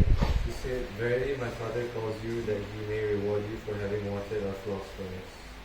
So when he came to him and narrated the story, he said, hear you not? You have escaped from people who are Zalimah. The amazing thing is, when they went to look after the sheep and the flocks, they were two, right? But when they told their father what happened, he sent one of them to invite the man. Why? I just answered it early. I said for short errand, no problem, one enough. You're going to invite your neighbor to join the class. Do you send the whole tribe? Please come attend the class with us. They think you are coming to beat them up. Send one. Hey, just go tell the neighbor, my father is inviting you. Because sure. But you're sending a girl alone the whole day from Fajr. Shepherd Fajr. The sheep wake up early. One of the ways why animals don't have diseases, because they sleep early. Have you ever seen a sheep with diabetes? High blood pressure? I never saw. You know why? Sleep, because they sleep early and they get up early. One of the diseases why we have problems is we sleep late. The sunnah is to sleep after Isha.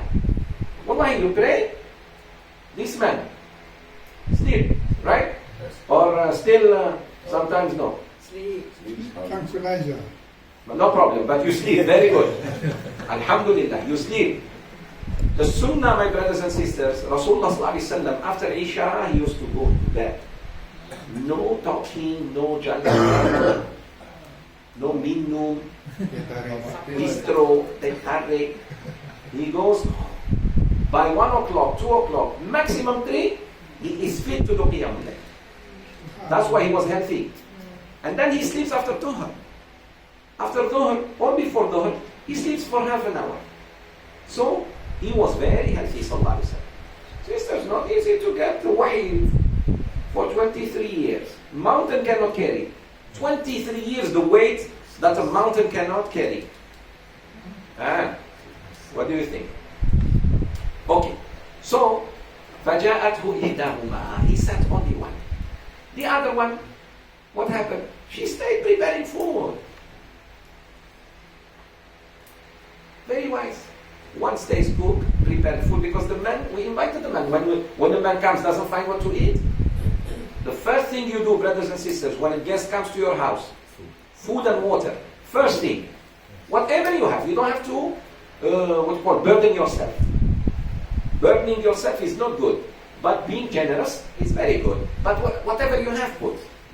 And don't say, what would you like to drink? You embarrass me now.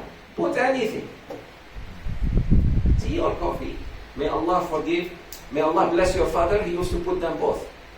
You know, our forefathers were more generous than us. No, Sheikh. Yeah, sister, put whatever you have, put. You have orange juice, put orange juice. You have water, put water. You have tea, put tea. You have coffee and tea, put coffee. Fruits, whatever you have, put. This is very important. We are losing the because we are living like the Westerners. Oh, we go eat later. No. Maybe there is no later for me. I want my now. So that's sunnah. When someone walks in your house, guess, not somebody who is regular in your house. I'm talking someone, maybe somebody first time in his life he walks to your home. Okay. So look how when she came to him, Allah said, then there came to him one of the two women, walking shyly. She walked. That's what attracted him. She came so shy. Why now so shy? More than even before. Very good. So when a woman is alone, she should be more shy, panicking. This is why Islam says two witnessing women, so that she will not be too shy. Sisters, brothers, in marriage, we need two witnesses, two males. If we don't find, one male and two women. But not one man and one woman. Does that mean women are less important? No, so that she will not be too shy. Sisters, sometimes you are called to the court. To the court. You are alone. You need another lady at least. How are you, sister? I put you with a foreign man to witness. Stay in that room until, no, cannot. Khalwa. So two women and one man. You got it? Same thing for divorce. A man wants to divorce his wife. He cannot pronounce the talaq without one man, two men, or one man and two women. Witnessing alone, business, death. Someone wants to leave you alone. Bring two men. If there are no two men, one man and two women. This is our deen. Doesn't mean women are, no, it's just so that you don't put women in that embarrassing situation where she is alone with another person. Okay, but because it's just to tell him, our father is inviting you. So when she came shyly, walking shyly, she said, verily my father is inviting you. Brother, don't think that it's not us who are inviting you. You got it? So sisters, when you talk in the name of your father. Talk in the name of your husband if you are married. My husband is calling you to have dinner. Let's say the husband is busy, cannot. So the sister will say, Sheikh, I'm inviting you to my house. No, Izzuddin is inviting you. Emery is inviting you. This is sunnah. And sisters, always make your husband look high. You know why?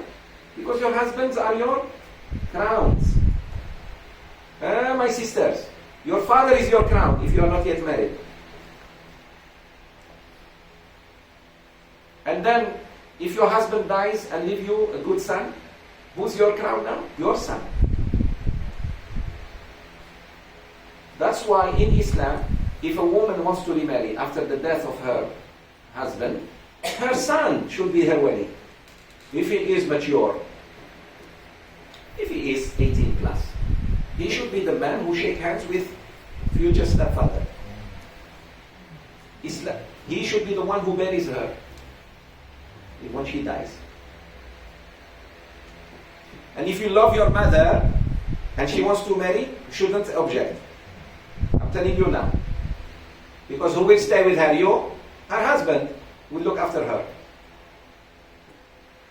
Sometimes many sisters are really willing to marry, alhamdulillah, but they're shy, takut of their sons. Oh, my son will object. Because son doesn't know Islam. Many Sahaba perform nikah for their mothers. Because that man will look after her.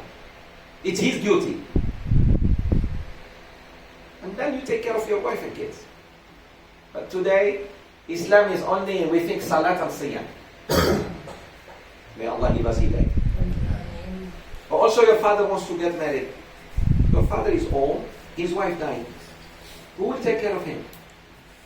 And he wants to marry. No.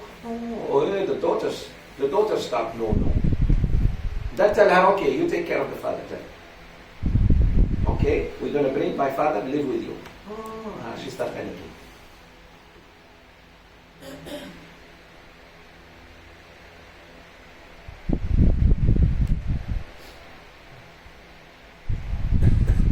You hear the family. We are not thinking of Quran and Sunnah. We are just thinking culture and nonsense. Okay, good. So, my father is inviting you for what? To reward you for what you have done in helping us. Of course, he has nowhere to go. So this is the answer of his dua. Right away. After he made dua, this is an example of Allah answering dua right away. He's so harsh, walking shy, very malu, looking down, even panicking when she talks to him. And she said, my father is inviting you to reward you for what you have done. She's even told him why. Because he may say, why? No. She said, my father is inviting you to reward you for what you have done. For that thing, requires some kind of payment. فَلَمَّا جَاءَهُ He went, Musa alayhi salam, and he said, the man told him his story. He told him everything. I am wanted, I come from Egypt, his clothes, everything, his accent, everything. So he told him, I killed someone. He didn't lie. He told him everything. What did the old man say? You have escaped from the people who are zalimun. So he knew that Fir'aun was zalim. You're safe, my son, here. This is not the jurisdiction of Fir'aun. This is another land. The man was quite strong socially, but physically he was weak. Meaning, he was like an old man who knew everybody. People also respected him. Meaning, I can save you, I can help you. So what happened? Look at the beautiful story. My brother? And said one of them, the two women. The two women suggested to their father, said something to the father. Oh, my father, hire him. Verily, the best of men for you to hire is the strong, the trustworthy. These two girls were very smart. Of course, they were listening from behind the veil what was happening the discussion between this stranger and their father. So one of them suggested, she said, Dad, hire him. Of course, when Musa went to rest, she said, hire him. Indirectly, there is a little interest. There is nothing wrong with that. Let me tell you this.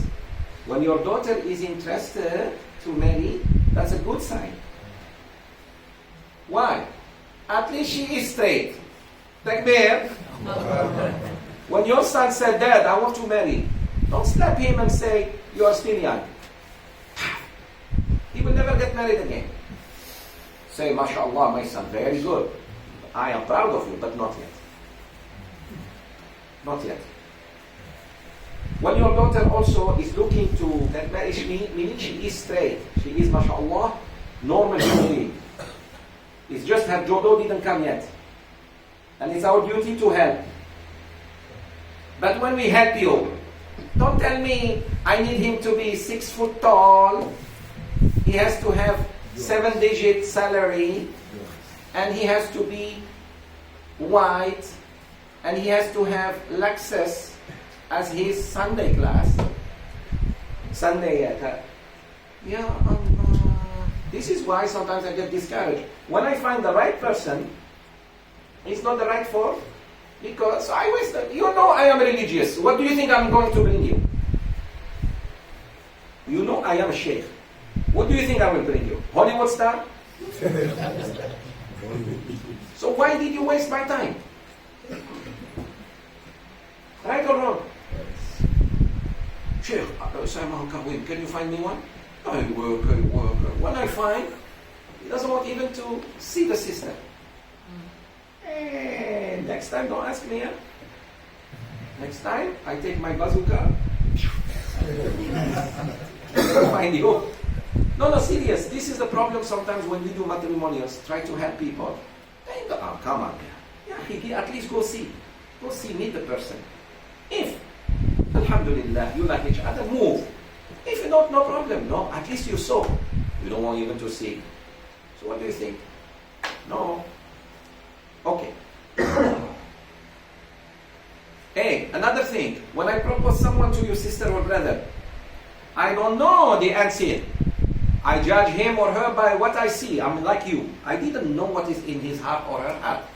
It's your duty now to find out. I judge that person with what I like it now. For example, who is not married? This guy. I propose Ijaz to another sister. What I know about Ijaz is very little. I see him a good kid in the class. I know his father. I know his grandparents. More than that, I don't know if he snores or not. That bad. You know what I mean? So that's left up to you. Clear or not? So don't think because Sheikh proposed must be. I didn't say that. Allahu Akbar. Yalla. So one of them said, Dad, hire him.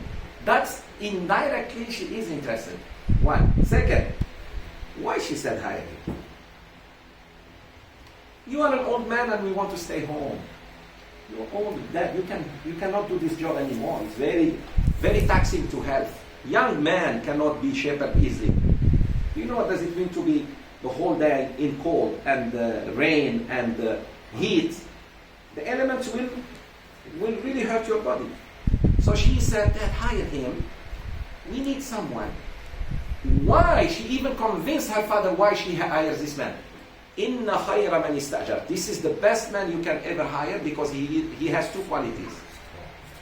Quwwat, ada quwwat. Amin, and trustworthy. Okay. How did she know? He had quwwat and he was trustworthy. How did she know? Let's see our youth. Yalla, let's see our youth. When on the way to the... No, first about quwwat. Both of them saw him lift the rock. Very good. He left the rock with one hand. So the both girls saw his quwwat. And this is what you need. You hire somebody sick. You hire somebody weak. In your gas stations, you hire somebody who cannot even walk to pump gas. I am waiting for you.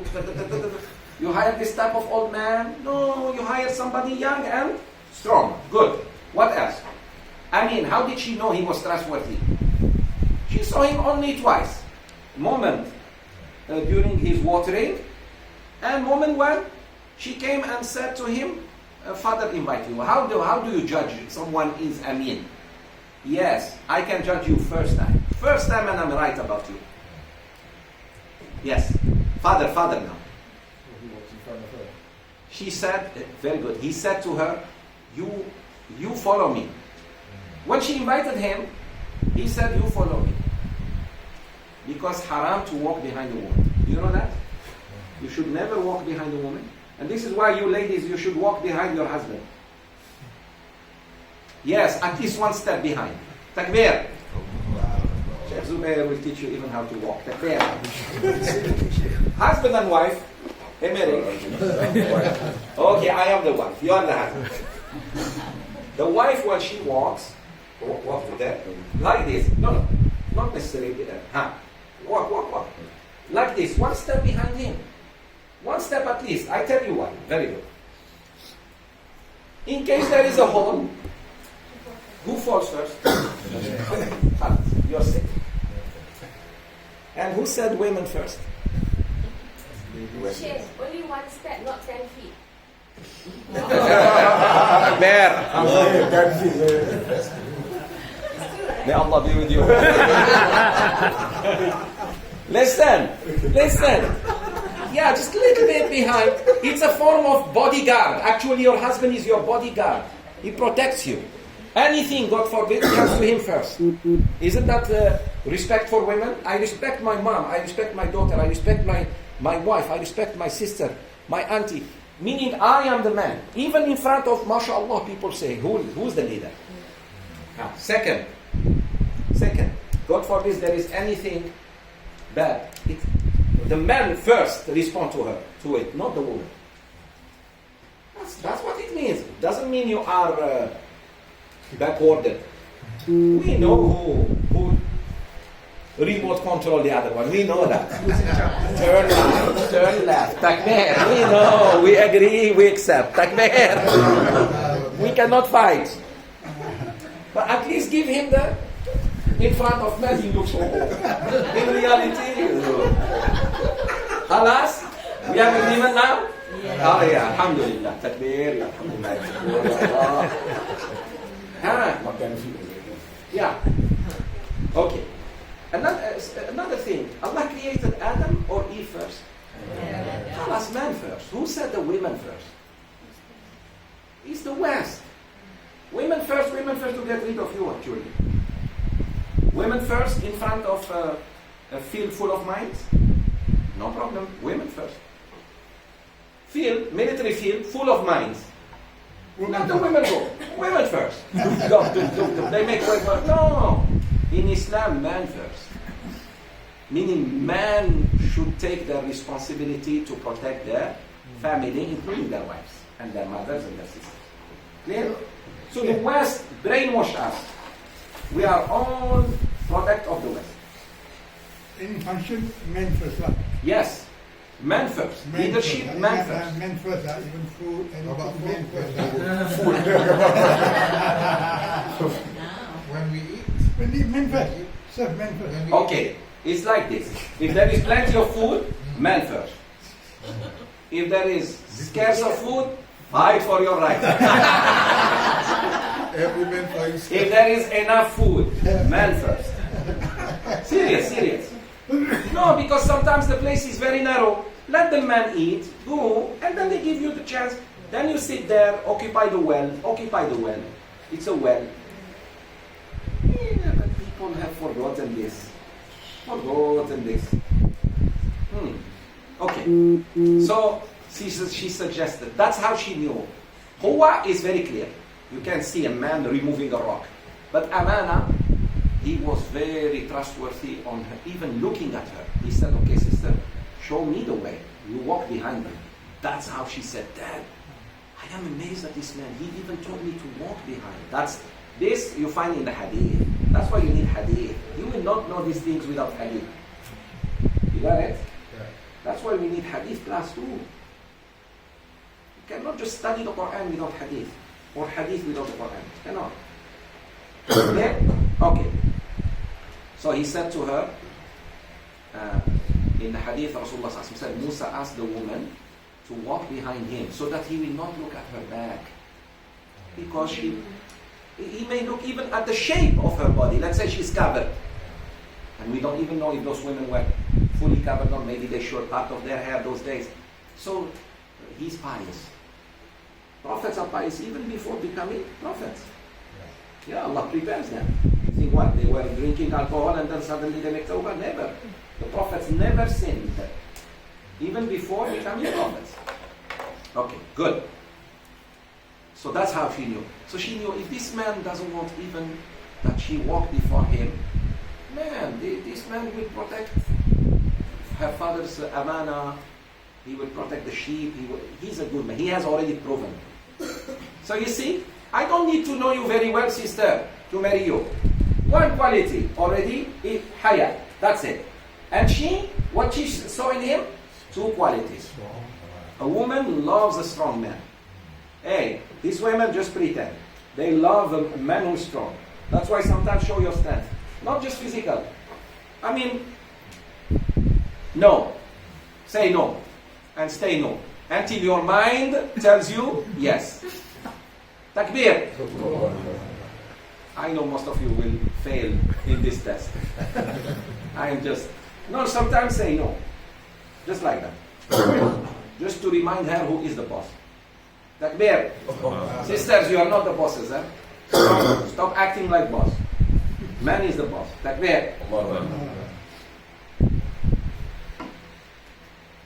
After this class, you are on your own. After I'm leaving, God help you. Inna lillahi wa inna ilayhi raji'un. Okay. 27. Haji. He said, I intend to get one of these two daughters of mine to you, on condition that you serve me for 8 years. And if you complete 10 years, it will be a favor from you, but I intend not to place you under a difficulty. Allah you will find me one of the righteous. The father very clever. Look, he jumped on an opportunity. The man is lonely. He doesn't have where to go. And he seems a good man. Halas. Opportunity presented itself. You miss it, you crazy. So the father said, and he knows, one of the girls is definitely interested. So what did he say? Which is a normal thing, by the way. He said, I intend to marry you to one of my two daughters. You choose. He did not choose for him. He let the man choose. So it's the man who's getting married, Musa, or your son, he will choose. But the nonsense of our children today, forcing you to accept anyone they want. That is nonsense. It has to end. Parents have the right to suggest for children who to marry. Parents have the right to tell the daughter, my daughter, I think this man is good for you. She has to see him. If she finds him okay, fine. But no, Dad, you don't have even the right to tell me. I will marry anyone I want. And same thing for the girl, the boy. The boy says, no, you will not choose for me. Tell them now, it's me who will choose. Tell them now. Like I did with my kids when they were small. I told them I will choose for you. You go play Hindi movie, halala, halala, piramli, no problem. At the end is, why? Why? Why? Why are you looking at me? Oh my God. Still waiting for the answer. Lineage. Not only lineage. Because parents know better than children. This is one. You know better than them. They may know a lot about science and technology than you, but they don't know about life more than you. Because you have experience. You yourself, you may have regretted many things in your marriage, right or wrong? Don't tell me no. Sure. There were mistakes in your marriage. You don't want them to be repeated, right? Although you are happily married with this wife, but there are issues. Definitely. No marriage is perfect. Second, you know it's haram to force on children to marry someone. It's haram on them to force you to be son, father-in-law or daughter-in-law, father-in-law or mother-in-law of somebody else. Pay attention to me. You cannot force your son to marry someone he doesn't like. Therefore, give him a chance to see that person. If he likes her, alhamdulillah. And usually, parents choose good kids. Look, one thing you choose very good for your kids is marriage. Okay, no problem. I take BMW, no problem. I leave my Honda here, take a red BMW. No problem. Takbir.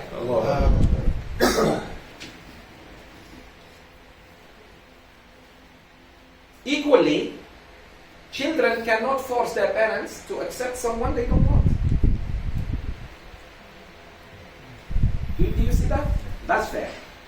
Allah subhanahu wa ta'ala doesn't want us to force our daughters and sons to marry people they really don't agree. That's why there is what we call khitbah. Khitbah. He has to see her, she has to see him. And the sunnah is to eat together. Do you know that? Sunnah, for example, if a man now comes to see your daughter with his family, of course he has to bring his family. If he has family, mother, if they live here, he has to bring them. If not, at least somebody quite well known to the family comes with him. Or then we give them chance to go there on the table to have tea and coffee and talk. Eat something. Maybe she doesn't like the way he eats. That's enough for her to say, she doesn't break his heart right there. She will say, I will let my father tell you. So then she said, Dad, please don't force me. It's not my time. Okay, no problem. Same thing for the girl, the boy. I suggest for you, my son, this girl, because I know the family, I know this.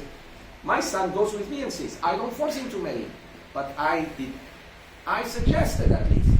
Unless I don't want that, I say, okay, find your wife on your own. That's different. It came from me.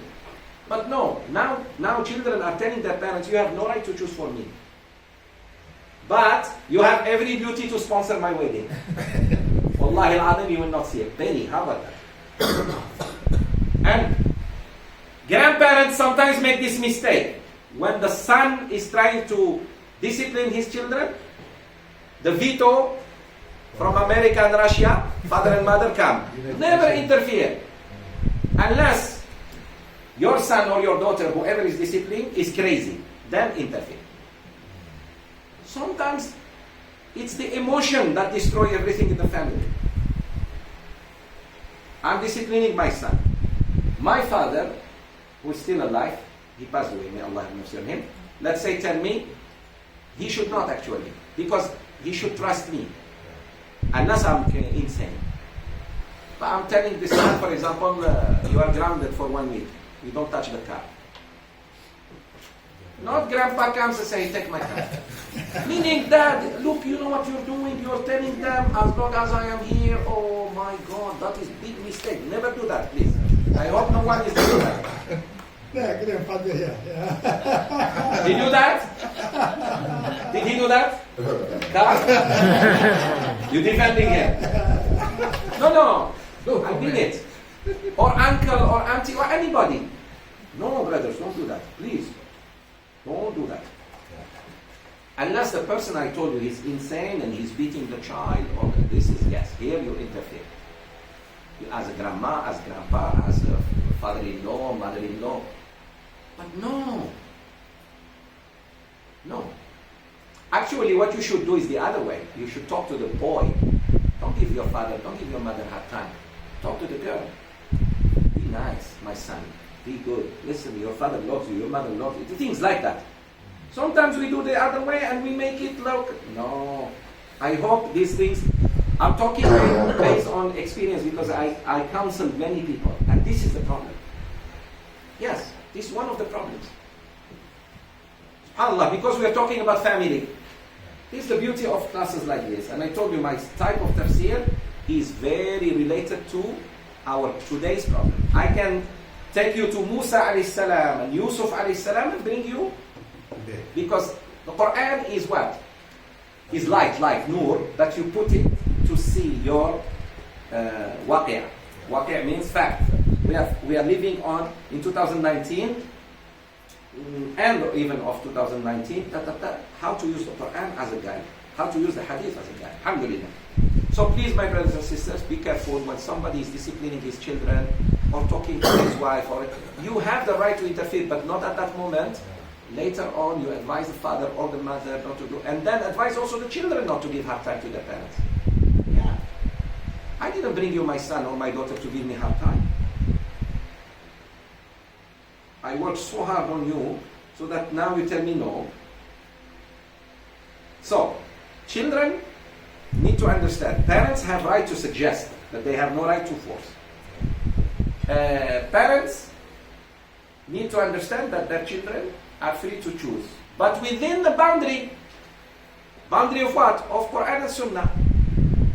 I told you, my son, as long as you marry Muslimah, she prays, her family, and quite known, not very well known, not unknown, quite known to us. Alhamdulillah, we move on. After all, it's jodo from Allah. But no, you don't want even to work within the framework? No. So children should not force their parents. Should suggest, Ma, Dad, I think this person is good for me. What do you think? Then the parents also should go and see. If they say no, no. Case closed. It's very important. If also your daughter says, Dad, I don't think this man is my type. Alhamdulillah, my daughter, we'll try. Same, son will see that girl, he doesn't like her.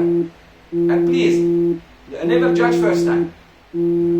First time you may not, the person didn't sleep well. And you see him just waking up from sleep. That's not how he looks. Or how she looks. Coming exhausted from work. And that's why also when you see a girl, don't see her with makeup. Say, we are coming to see you, no makeup. Because makeup is a lie. Takbir. Especially the makeup of today. That's how she looks. That's not she. Remove the makeup. That's her face. And some men also.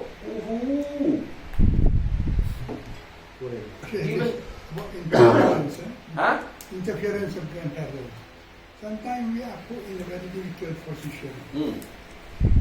I'll just give you an example. We love our grandparents very much because we cannot provide our son when we are beginning of life. But yes. Now we think we can extend that to our grandson. We give, for example, I give my grandson an old car for him to go to school.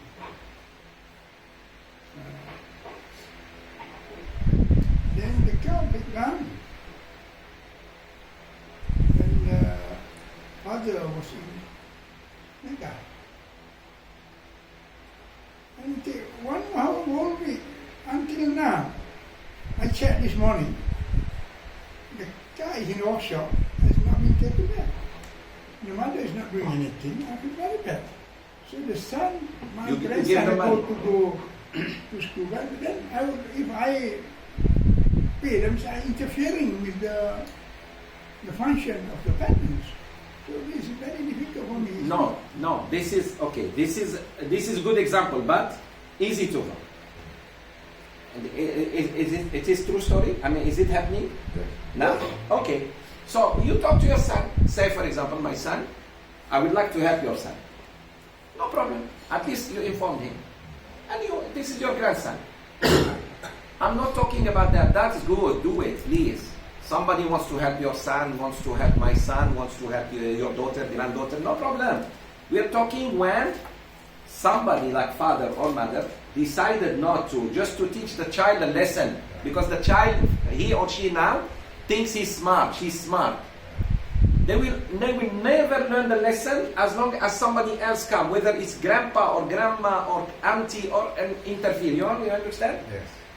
For example, a child will come to you, Grandpa, please help me because my dad doesn't want to help me. I will not help you now. Because you told me already my dad doesn't. So I will call my son and say, Emery, why? What did he do? What did your son do for you not to give?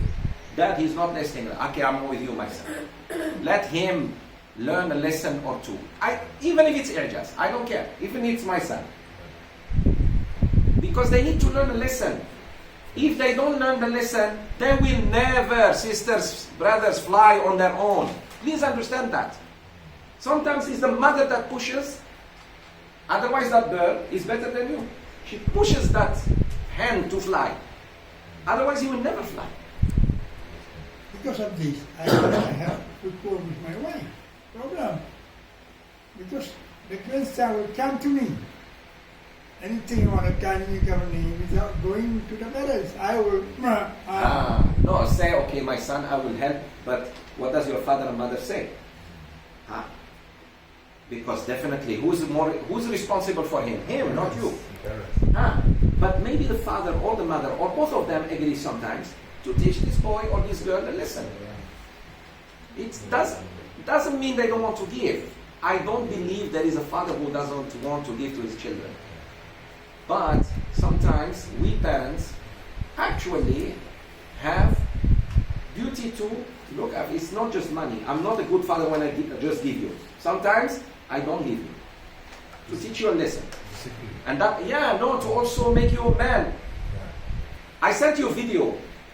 Did I send to this group about parenting?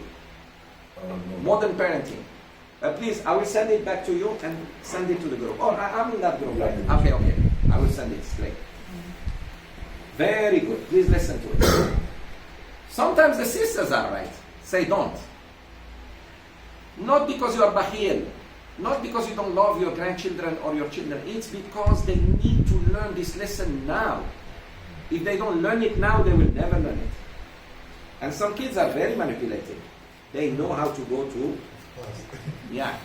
Oh, very smart. You know how to get Grandma, you are the most beautiful. Grandma, you look so... Hey, just ask, what do you want? They know how to get around their grandparents. Yes. Grandma, you look so beautiful. Just say, what do you want? How much you want? Takbir. And they know who to go to. The grandma. The grandma is the real boss of the family. I'm telling you, no.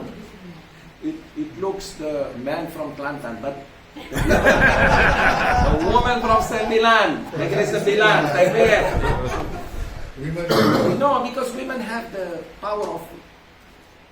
And we men, give up. Okay, just stop. Takbir.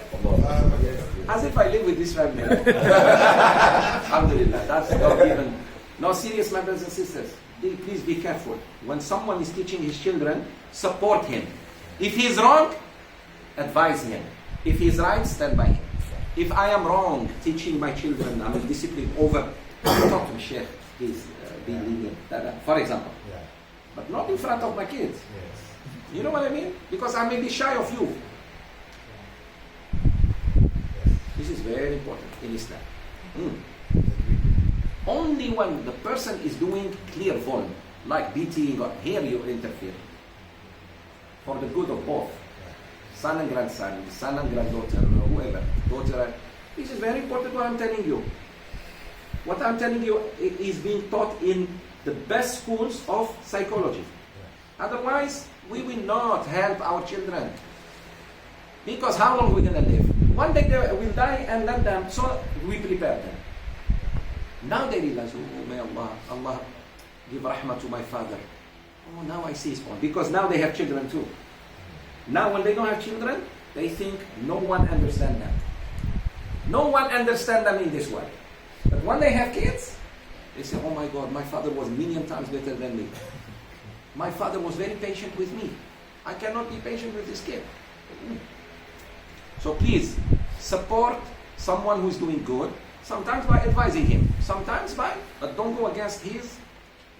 And let him correct. For example, I will correct Emery so that he makes correction to his decision. Veto, no. Don't use veto. Okay. So he said to him, last ayah, I propose to you what? To marry so the best solution to bring a foreigner home, brothers and sisters, to bring stranger home is what? Marriage. Marry him. So he becomes son-in-law. Because imagine, they give him shelter. And they give him job. But fitna, people say, well, the old man doesn't even know what's happening. But when he's married, I bring someone here to this house. Okay? And there are young girls in this house. Young, beautiful girls for marriage. And married girls. So I bring someone to work for me here. Fitna is still possible. Because people say, when Sheikh Zoubir leaves, those girls, we never know. That guard keeps looking at them. But no, this is not guard. This is son-in-law. He can enter, go out, because he's married to one of the girls. That is the best solution, my brothers and sisters. And look at the trust, subhanAllah, those days. The man just heard about it. He didn't even see him. He heard good things from his daughters. And he met him, told him his story. He told him everything. I'm a refugee. I am not refugee. Fugitive.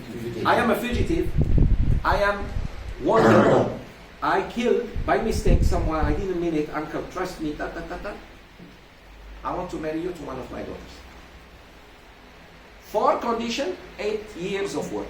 He doesn't have money.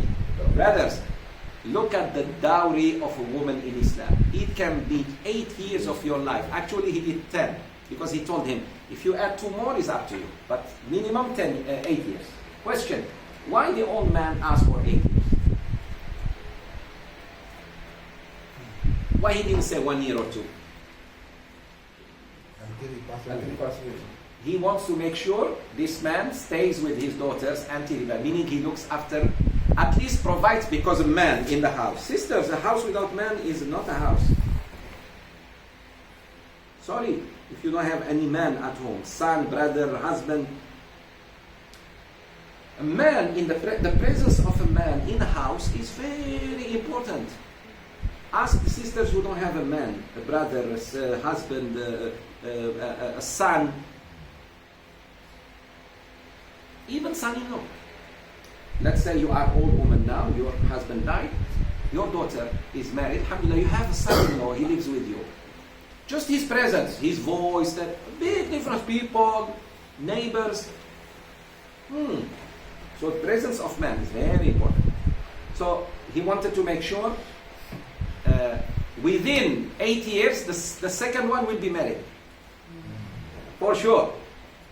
So he provides what we call shelter for both. One by marriage and one by companionship, because he lives in the house. And within that 8 years, the man would have been, because he was very old. وَأَبُونَا شَيْخٌ كَبِيرٌ, while our father is very old man. If you continue for 10, my son, 2 more, up to you. I don't want to make any hardship on you. When Musa accepted, sisters and brothers, it is worth it to give 10 years of your life for a woman who is bashful. Brothers, it's not too much. A woman who is ethical, good sister, marry her even if you give 10 years of your life as work. That was the mahar. So who said mahar of a woman cannot be? But not financial. Today, women are asking, give me 100,000, I'll marry you, like in Saudi Arabia, and that's why their women are UAE. You know how much money you have to give to, except the 100,000 plus, except the mu'min, mashallah, they will not. And now, UAE and Saudi women are going outside Saudi Arabia and UAE and get married. They go any country and they just want to marry. Because their parents, nonsense of Jahiliyyah came back in the land of Rasulullah ﷺ to make a girl, subhanallah. And one of the worst things a man does to his daughter is to refuse every man who came, although she accepted. She accepted. So he's not our type. He's not our type. There is this story, a true story I tell you about it. A girl reached the age of 50. Then she was diagnosed with cancer. As she was dying, she was in hospital. She called her father like this. She said, Dad, I want to tell you something. They told her, she was very in pain. She said, I will never forgive you. Why, my daughter? Why? She said, I ask Allah to curse you. She said that to her father. Because Dad, you deprived me from marriage. Many men came and I had no objection. I asked you, Dad, all I need is a good husband to go and start my life with him. But you kept saying, he's not our type, he's not our type. I just want to tell you, may Allah curse you. That was the last thing she said. He cried and cried and cried. She never forgave him. Please understand, do not destroy someone's future. He's not our type. We are a royal family. What's wrong with you? What's wrong with you? There was no problem with the brothers who came to ask her hand. It's just that they were not, for example, from the same family, they were not very rich, they were not this. So he kept delaying until no one wanted to marry that girl, and now cancer is eating her up. At least she should have died a wife. So please, parents should not. But if parents try and doesn't come, that's different. We're talking about, it's not our time. We are this, we are better, we are this. Keep saying that and you will see. Not good, my brothers and sisters. Actually, in Islam, what is the mahar required? There is no, alhamdulillah, there is no specific. But the Prophet said the less, the more barakah. The less you ask, leave it up to the person. If I were you, I say, I will my son. Treat her well. Leave it up to the man and his kindness. You will see. Is it not required? No, there should be. But how much? No. Rasulullah said, even if it is a ring of iron, steel, ring of iron, give her. Must give her something. It's very symbolic, that's all. But it doesn't have to be limited to too much or too less. No. And usually the ulama say, the mahr in the community, urf, custom. She lives in Selangor. So what do Selangor say? She lives in KL. What is KL? She lives in Kelantan. What Kelantan say? Yeah, that's all. Very little. No. Wedding ring could be, is whatever if he says, this is my mahr to you. But not before. Fiancé. No. Fiancé ring is not mahr. He may give her to book her. I book her. That's different. Mahr is what he gives her for marriage. The ring is not obligatory. No, it's not obligatory. Rasul Sayyidina Ali radiallahu anhu gave Aisha, gave Fatima. Apa itu? Apa masalah? What's wrong with the... I was telling my... I just turned like this, revolution started. What's going on? I was telling my sister that the ring is not required. Yes, it's like this, it's like this. Sayyidina Ali radiallahu anhu, when Rasulullah gave him his most beloved daughter, Fatima.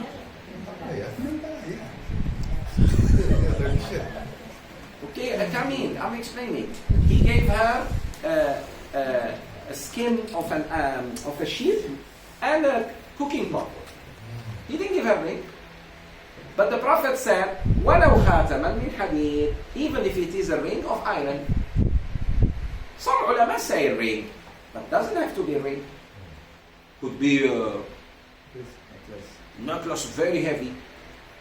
It's up to the person. If he leave it up to him. Yeah, just make sure he's a good Muslim. Because good Muslim will treat his wife like queen. And whoever is stingy, I'm telling you now. Whoever is going to be stingy, it's how he grew up.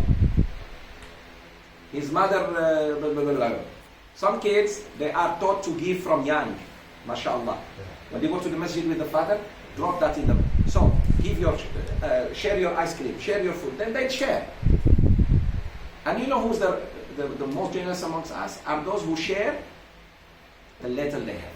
You don't have to be billionaire to give. Sisters, brothers. You have a coffee, share it. You are very generous. Yes. Let's finish the ayah. So, but it's good to give a ring. It's good to give a ring. But this is custom. This is culture, not religion. Yes, I heard sister asking. Anyone? Okay. So how many years is going to give? 10. Allahu Akbar. Look at the dowry of this woman. 10 years. Sayyidina Yaqub, the father of Yusuf, 7 years for his first wife, 7 years for his second wife. 14 years of work. Yaqub, he married Mia, but he didn't want Mia. The father switched. The night of marriage, he wanted Rachel, the mother of Yusuf. He said, okay, I'll marry you, inshallah. At night, the night of marriage, he switched the sister. Hey, be careful of uncles. Some uncles are really mischievous. Oh, mischievous. In the morning, he find Mia with him. Because those days, what do you think? They had Tenaga Nacional. They didn't have Tenaga Nacional. One, not lamp, candle. Yallah. It's only us who want light. There was no light. Everything was, mashallah, stars. Yallah. Khalas. In the morning, oh my God, especially two sisters look alike. He went furiously to his uncle. Uncle, what did you do? He said, we don't marry the young before the old in our tradition. If you still want ration, you work for me another 7 years. So he wanted. And those days, it wasn't haram yet to marry sisters. Because it's Islam that stopped marrying two sisters. It's Islam that stopped us from marrying more than 4. Please understand this, ladies. Can you put this in your mind once for all, sisters? That imagine Sheikh Zoubir is in Jahiliyyah. You could be my number 10 wife. And meaning, you have to wait. Because if I do justice, you see me only 3 times a month. Because 10 wives, what does it mean? How many months? How many days in a month? 30. 30 times 10 divided by 10? 3 days. So thank Allah, sisters. It's Islam that limited the number to 4. These women think Islam is encouraging us to marry more than one. My sisters, I hope you understand this. Man, the minimum, without concubines, without extra women on the side, used to marry 10. This is a real man in Arabia. Rome, same thing. Persia, same thing. Islam came and said, no, limit. There is this Sahabi who, when he became Muslim, he had 10 wives. 2 of them were sisters.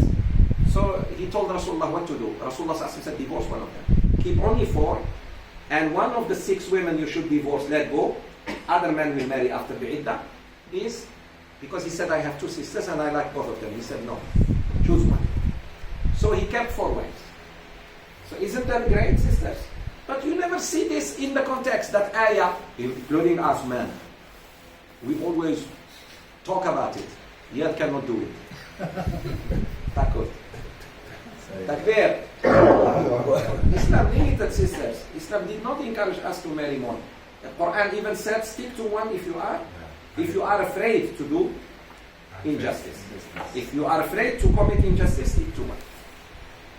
Even when we are wrong to them, may Allah forgive us. Right, sisters? They agree with only the last thing I said. These ladies. Takbir. You know, one of the reasons which made us stick only to one? Today I want to be very frank with you. Hey, are you listening? Because some ladies close their minds when it comes to this. It's movies. Movies have brainwashed us to the extent that man who marries another one, second and third and fourth, is like he cheated. Which is not. Real love is when you stick to one. That's what Hollywood, Bollywood, Arab movies, Malay movies, everything taught us. This is why many sisters also suffer without marriage, including your own sister. So a sister is married, her own sister is not married. And she claims that she loves her sister. Allah says, okay, don't marry the 2 sisters, but men today cannot. I'm not encouraging men to go and marry. I'm just saying one of the problems is movies, because they show us that true love is when a man doesn't marry another one.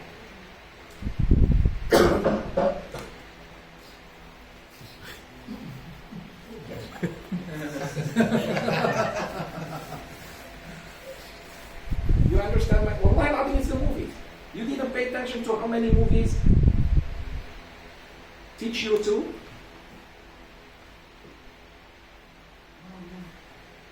This is why now the number of sisters unmarried is growing. And there will be big social problem. You know, one of the problems is this. Look at me. You are married. You, the men, are married. Your sister is not married. Do you think your sister and your wife will not have problem and they live in the same house? One of the problems why sometimes the brother fight with his sister, because he sees his wife either abuse or answering back, so he may divorce the wife or hit his sister. Yes.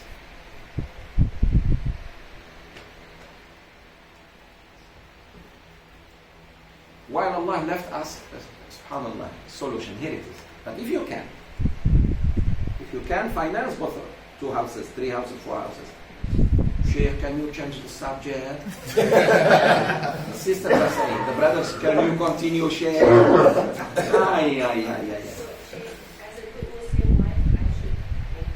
No. If it happens, you say nothing. But don't encourage him. He's already encouraged. Very good. May Allah bless you, Sister Noreen, for asking. This benefit of coming from Hajj. No, this is important. According to the Sheikh, one of the Imam, you can challenge. For example, you can be more or less kafir because Quran allow us. You will say that it's not fair. Yes. Cannot. This is one of the. Remember I said about the hand? Women will say, why men can marry up to 4 and not us? That is a kufr word. Because you are saying that you know better than Allah. Or Allah doesn't know. No, sister. Just say alhamdulillah. I hope it doesn't happen to me. I hope this, another one. Okay. I have for you a nice, beautiful joke. A woman called her friend. Sisters, are you ready? A woman called her friend. A woman called you. Salamu alaikum, Norleen. I have a bad news and a worse news. Bad news and worse news. What is it? Your husband married against both of us. Some of you will understand this joke 300 years after. What is the bad news? Your husband got married. What is bad news? He was married to me, he never told you.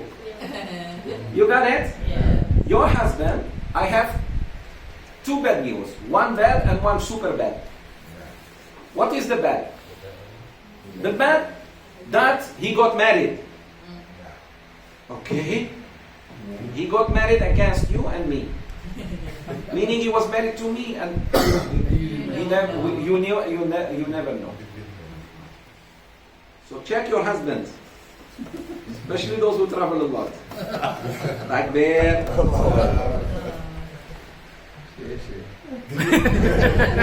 Did I say anything?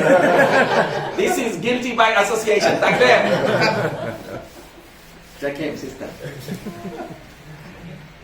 No. Serious, sisters. The issue, Wallahi al-Azim.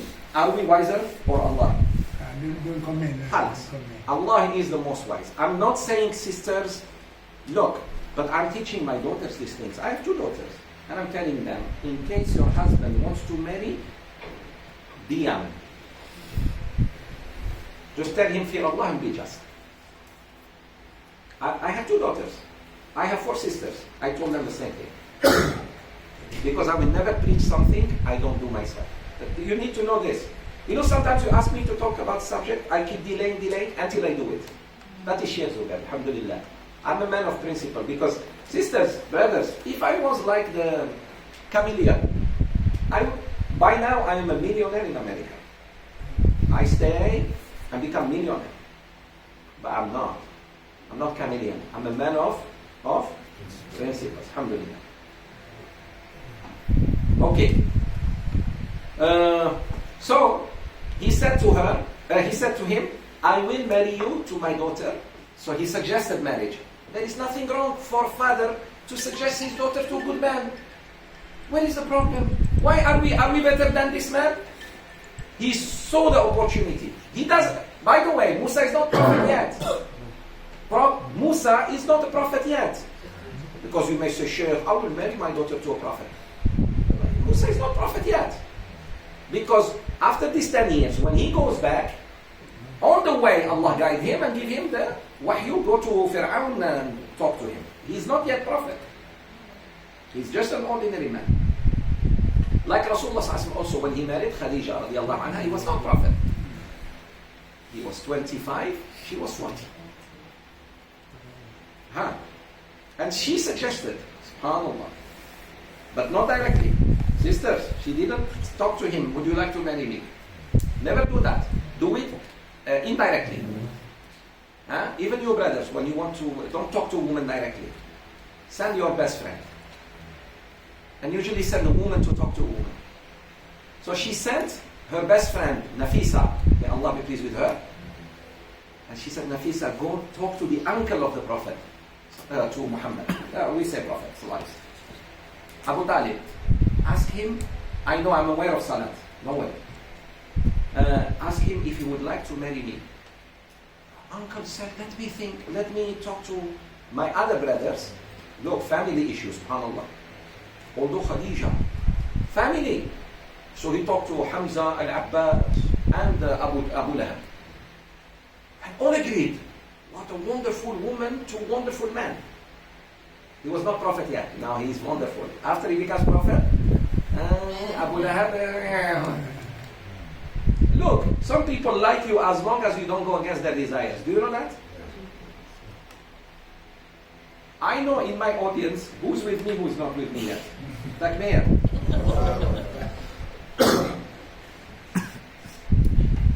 I have that God-given scanner. I scan you. And I knew among you who was doubtful and now become better. Like Mayor. Some of you becoming. Some of you already passed. Alhamdulillah, khalas. Some of you were not. Who is God? Must be Wahhabi. Must be Walabi, not Wahhabi. What is even Wahhabi? What is Wahhabi? Quran and Sunnah Wahhabi? Quran and Sunnah is Islam. Na'udhu billah. No, na'udhu billah to be. We are Muslims, we are not Wahhabi, we are not potato, we are not tomato. We are Muslims, go by Quran and Sunnah. Okay. And those who, alhamdulillah, khalas, fast, khalas. Still some coming. But inshallah with time they change, they become better Muslims. Ameen. فَإِنْ أَتْمَمْتَ عَشْرًا family. If you want to continue 10, up to you. So he said, أَيَّمَا الْأَجَلَيْنِ قَضَيْتِ Musa alayhi salam said, whichever terms I fulfill, 8 or 10, فَلَا عُدْوَانَ عَلَيْ I don't want anyone to harm me. You protect me. So he asked protection. There is nothing wrong, sisters and brothers, to ask for protection. Yes. If I agree to your terms, sir, and marry one of your daughters and serve you for 8 or 10 years, up to me. I hope no one will harm me, no one will deliver me to the enemy. You almost turned the Zakir Naik to India. You attack a lot of Indians. Now, what's wrong with Malay Muslims? Wow. You turn over a Muslim to a kafir? Where is Islam then? Oh, brothers and sisters. Do you know Islamically now, if somebody comes in and asks for protection, we cannot let him go to anyone until they prove he committed something. If police, even police, you go get, do you know that police cannot come to your house without search warrant? You know that or not? It's your right. Don't say, no, minum. There is no minum. Stay there. Law and order. This is very important in Islam. FBI came to my house. I said, is there any warrant to search? They said, no, sir. Just talk to you. I said, no. Get out. They were shocked. You want to talk to me? I will be in the masjid. They cannot come to the masjid now. It's mad. You want to talk to me? With my lawyer. That's the law. Because they can twist anything. You know what I said now? They can say, he said, women can marry for. I didn't say that. I said, if it happens, I said Islam limited to 4. Ooh. You know what? They can twist anything you say. Be careful. Cut and paste. Cut and paste. I said, La ilaha illallah. If they cut it at La ilaha, they cut my word. Ooh, Sheikh Zoubir, look, he said there is no God. La ilaha. But I said, La ilaha illallah. But they can. And that's him, look. Video, son. Wake up, my brothers and sisters. Last ayah. Hajjah, my dear mother. Hold on, please, hold on. So he said, I intend not to place you under difficulty.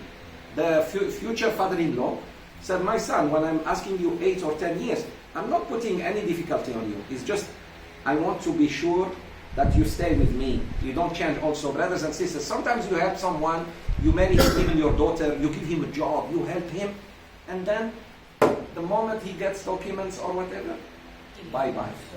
And some Muslims are doing this in America, and you know how some American ladies are becoming so angry because green card. They marry only for green card. The moment that leaves, wow. And those sisters, some of them, alhamdulillah, used to come to me and say, Sheikh, look, the most difficult thing, Islam is not what they did. Because they want to become murtad now. You know what I mean? Another meeting? 2 o'clock? Back there. Last ayah. The father says, if Allah wills if Allah wills, you will find me a good father-in-law. Min as-salihin. I will be very good to you, my son. Look, this is how a father-in-law also talks to a son. Not like, who are you? How did you know my daughter? I will kill you. Allah, you're terrorizing him. No, smile. Talk to him. You will find me a good father-in-law. Be nice to my daughter. And scare him a little bit. Scare him. But after you give daughter, say, do you know what I give you? I give you my eye. Let's say Izzuddin wants to marry Shafiqa, inshallah. Say amen. Son. Yeah, why not? Yeah, say amen. May Allah give her a very good man. And all your daughters. I give you my eye. Careful. That's all. Not, I will kill you. I will kill you. You see that, Farah? 60 lives. You will be 61. No? You know what I mean? But little fear, yes. Little, this is my daughter. Be careful, be nice to her. That's how. When you put your daughter somewhere, little threat to the future son-in-law. But after marriage, not before. You say, okay, I don't have to. Takbir. You pretend you hug him. Congratulations, son. Sudamati, if you make my daughter. Takbir. And you tell your daughter, if you give hard time to your husband, I will vote on you. Yeah, so that balance. Got it? Hajjah. Last ayah. Musa said, that is settled between me and you, whichever of the two terms I fulfill. There will be no injustice to him, and Allah is surety over what we say. So he agreed with him. He said then, deal. I agree to marry your daughter for the appointed time, 8 or 10, up to me. But I need protection. I need no one to wrong me, because that is very important for him.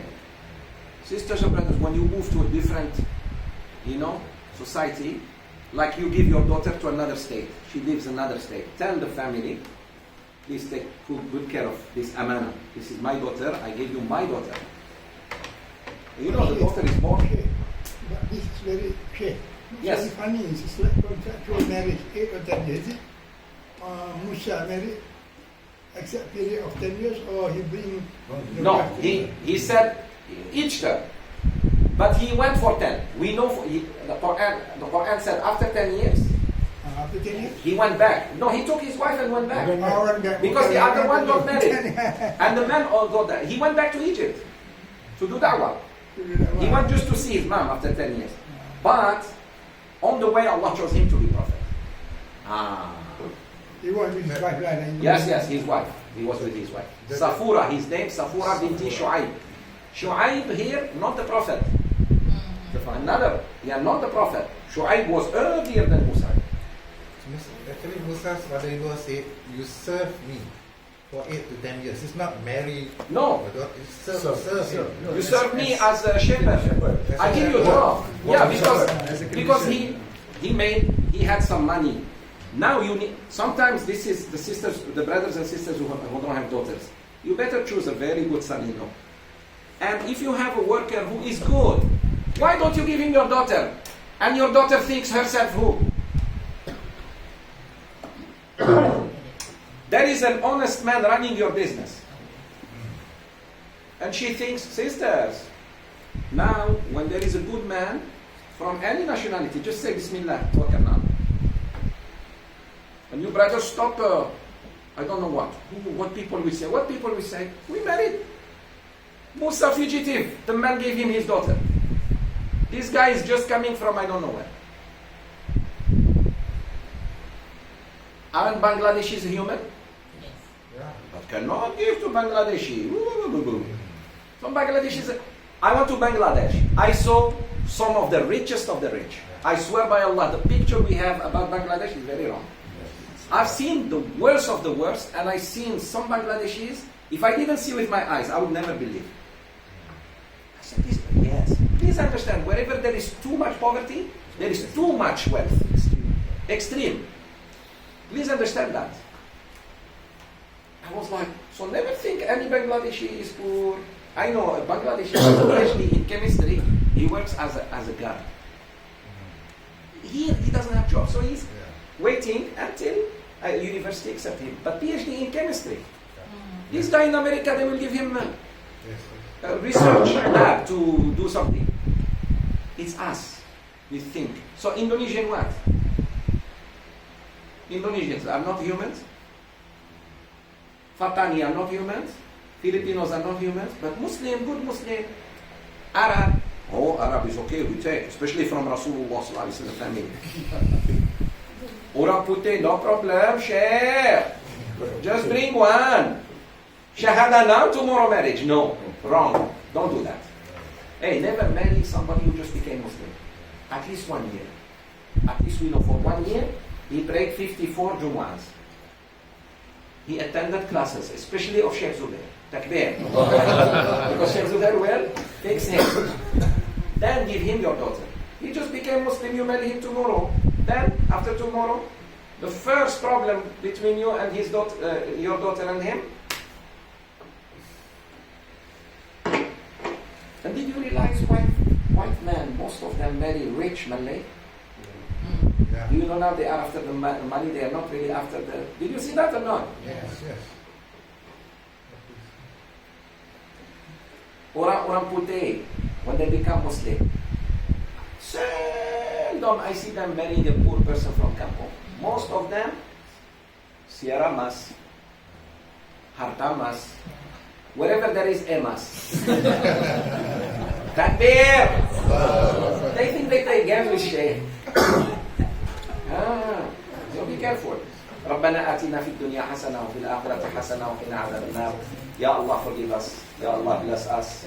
Ya Allah, reward this jama'ah. So nice to see you. I missed you, that's why the class was long. And then I'm going to miss you for another month. Takbir. But you can still follow me to Algeria and we have dars there, no problem. My father wants to go. Haji, come. I take you to Morocco as well. Algeria, Morocco. You like Morocco, I know.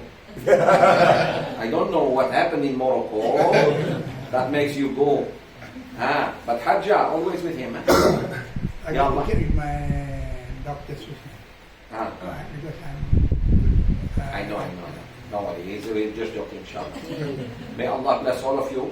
Ya Rab, the brothers and sisters who are not yet married, may you give them wonderful spouses very soon. Ameen. And barakah, and qana'a, and rida.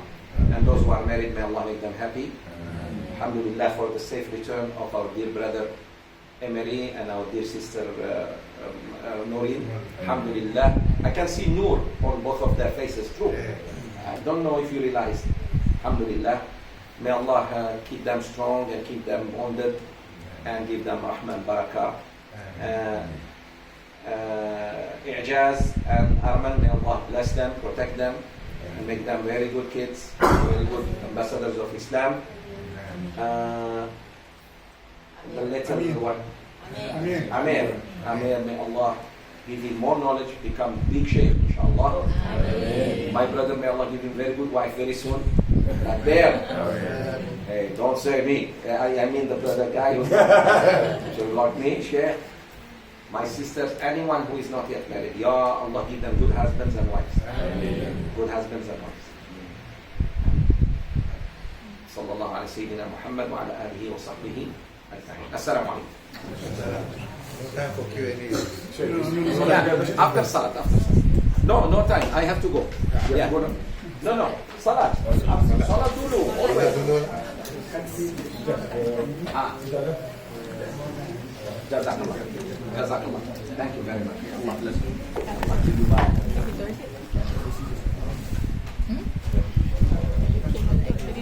Okay. Thanks.